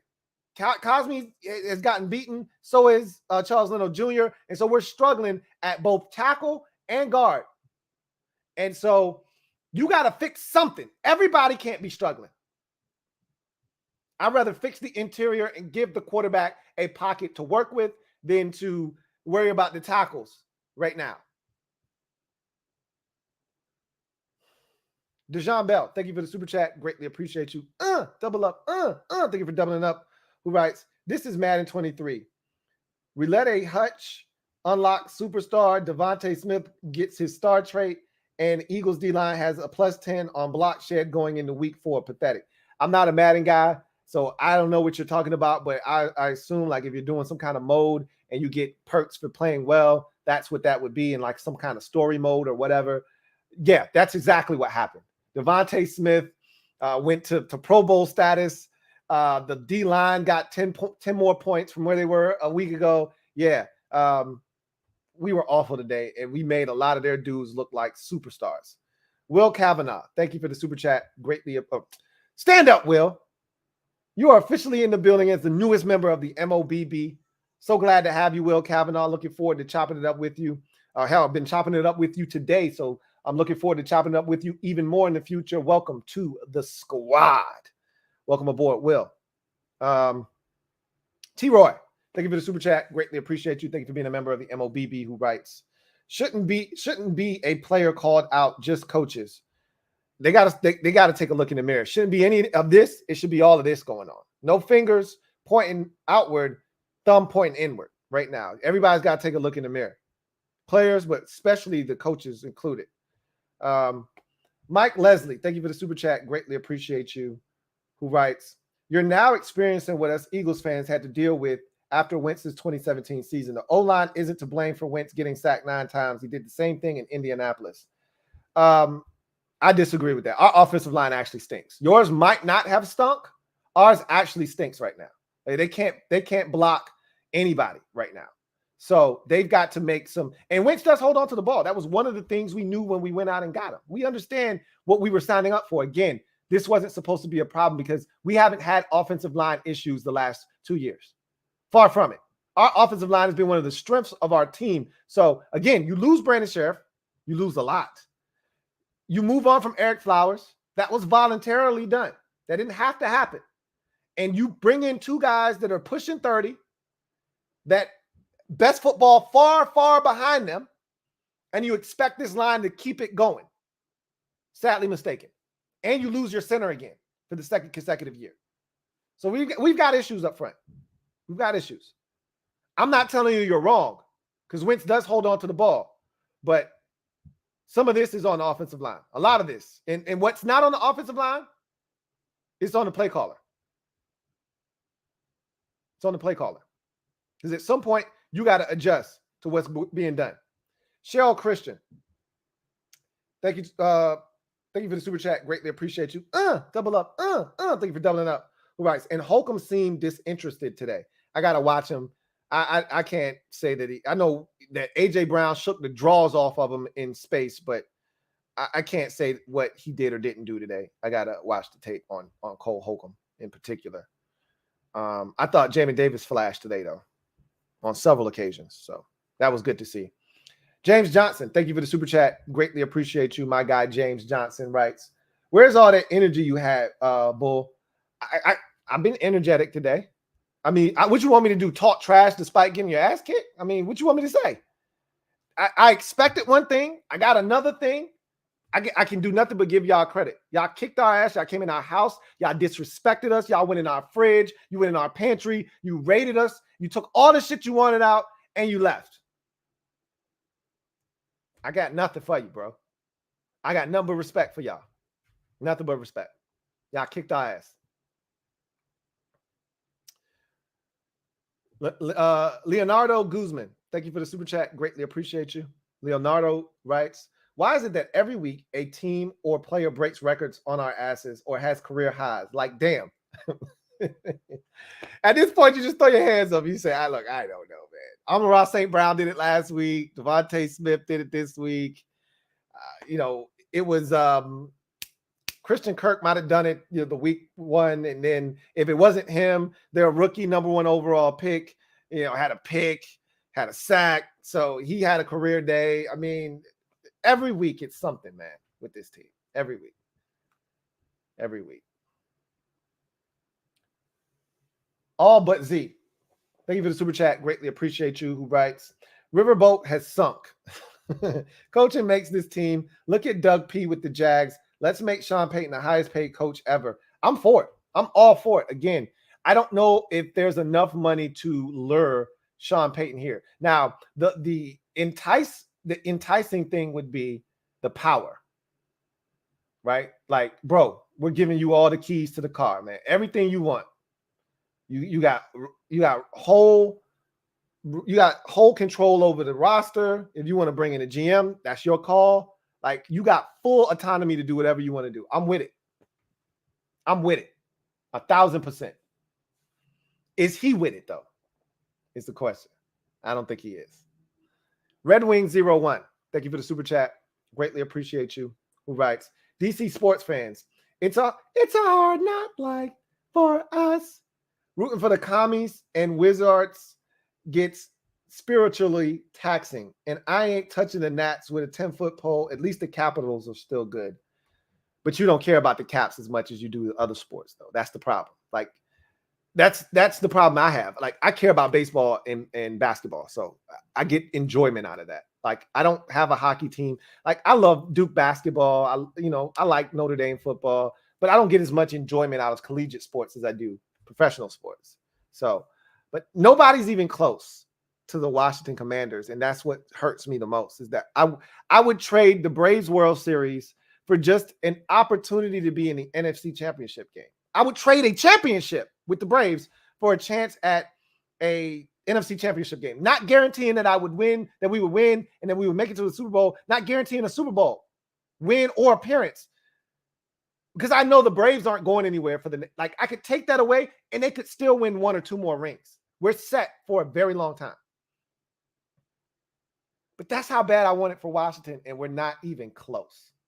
That's the hard part to swallow, that we're not even close. Red Wings 01. Thank you for the super chat. Greatly appreciate you. Who writes, I want to see what Percy Butler's got at slot cornerback.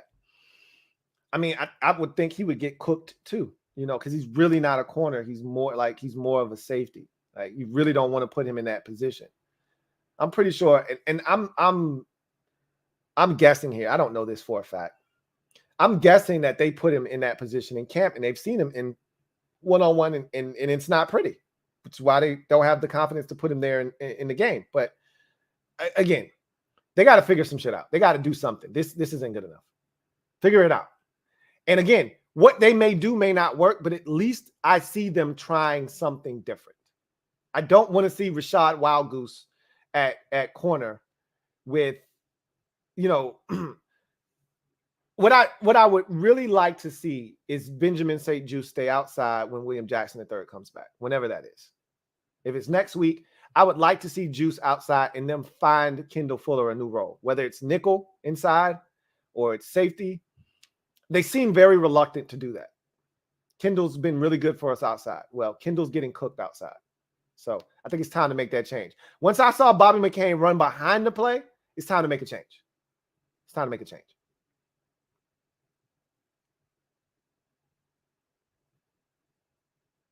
Red Wing 01. Thank you for the super chat. Greatly appreciate you. Who writes, hockey is above baseball on my personal totem. Fair enough. I don't do hockey, but my totem is football. Take 5 steps, and then it's probably baseball. I've been a Braves fan longer than anybody else other than Washington. So baseball, and I played baseball, and then basketball. And basketball and baseball are neck and neck. But I'd put the Braves above the Grizzlies. So, yeah. But again, there's a huge gap between Washington and the Knicks and the Braves. So,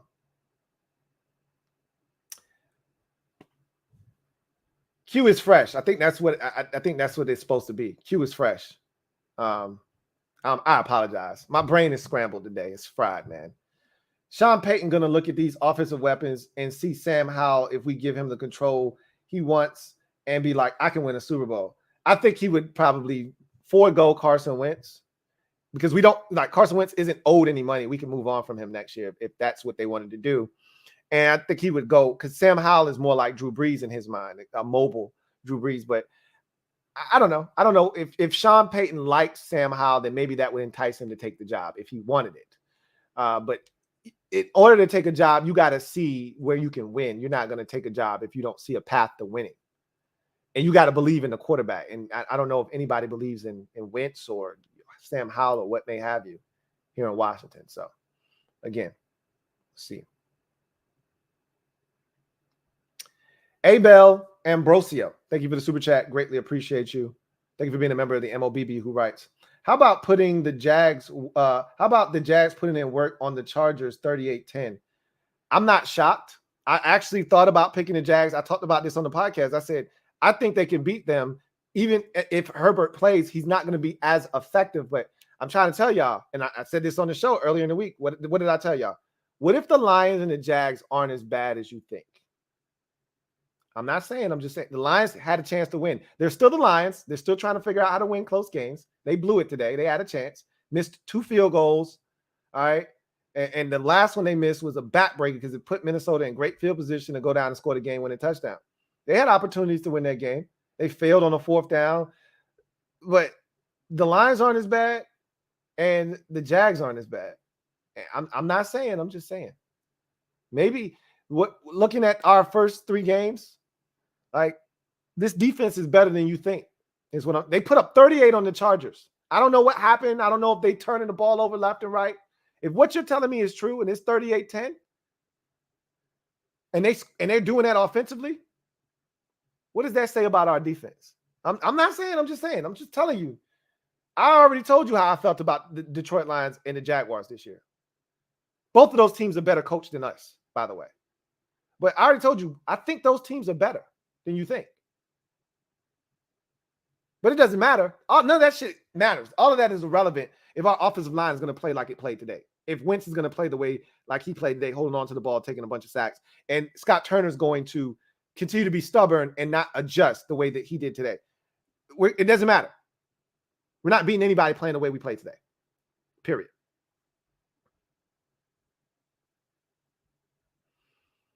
J Mart, thank you for the super chat. Greatly appreciate you. My guy, J Mart writes, did any of the players we signed last week play? Yes. The defensive tackle that we got from Dallas off their practice when they cut him and put him on waivers. He played today. I don't think anybody else played. We signed him and we signed Nick Martin. Those were the two guys that we brought onto the roster. We brought up a couple of guys from the practice squad. I'm not sure how many snaps, if any, they got. But yeah, the defensive tackle played. That was it. Anyway, I digress. That's going to do it for me, your man, Louie T. I appreciate you guys joining me. It's rough. I get it, man. It's tough. Hang in there, guys. Hang in there. Better days are coming. Look, they're going to turn it around this season. The question is it going to be too late? I guarantee you we're going to win 4 games at three. I won't say 4. At least 3 in a row this season at some point. The question is, are we already 2-7 by that point? Are we 1-6 by the time we decide to reel off 3 in a row? Or can we right this ship and stay hovering around 500? And then when that 3-game win streak hits, we're over 500. I don't know. We'll see. But my biggest takeaway is we need to fix the offensive line. Changes need to be made on both sides of the football. And this defense isn't as bad as you think it is. I've been kind of teetering on that all year long, trying to convince you guys. I've been giving you stats. Today was confirmation for me. The defense isn't as bad as you think. The Eagles don't have 400 yards of total offense, and they don't score 24 points in the first half if the offense does their job. But they didn't. And so what happened, happened. Lord Havoc, you know what? I wouldn't guarantee anything. You're probably right. I probably shouldn't do that shit with this team. You're probably absolutely right. I should retract what I just said. But I believe it to be something that is going to happen. But you know what? I'm done with guarantees because that's my first guarantee that I've gotten wrong. But I'm not one for getting guarantees wrong. It's not because I'm not a just throw out guarantee guy. I only do that when I feel really confident. And usually I try to keep my guarantees to a week 1 thing because I can't control 3 weeks into the season.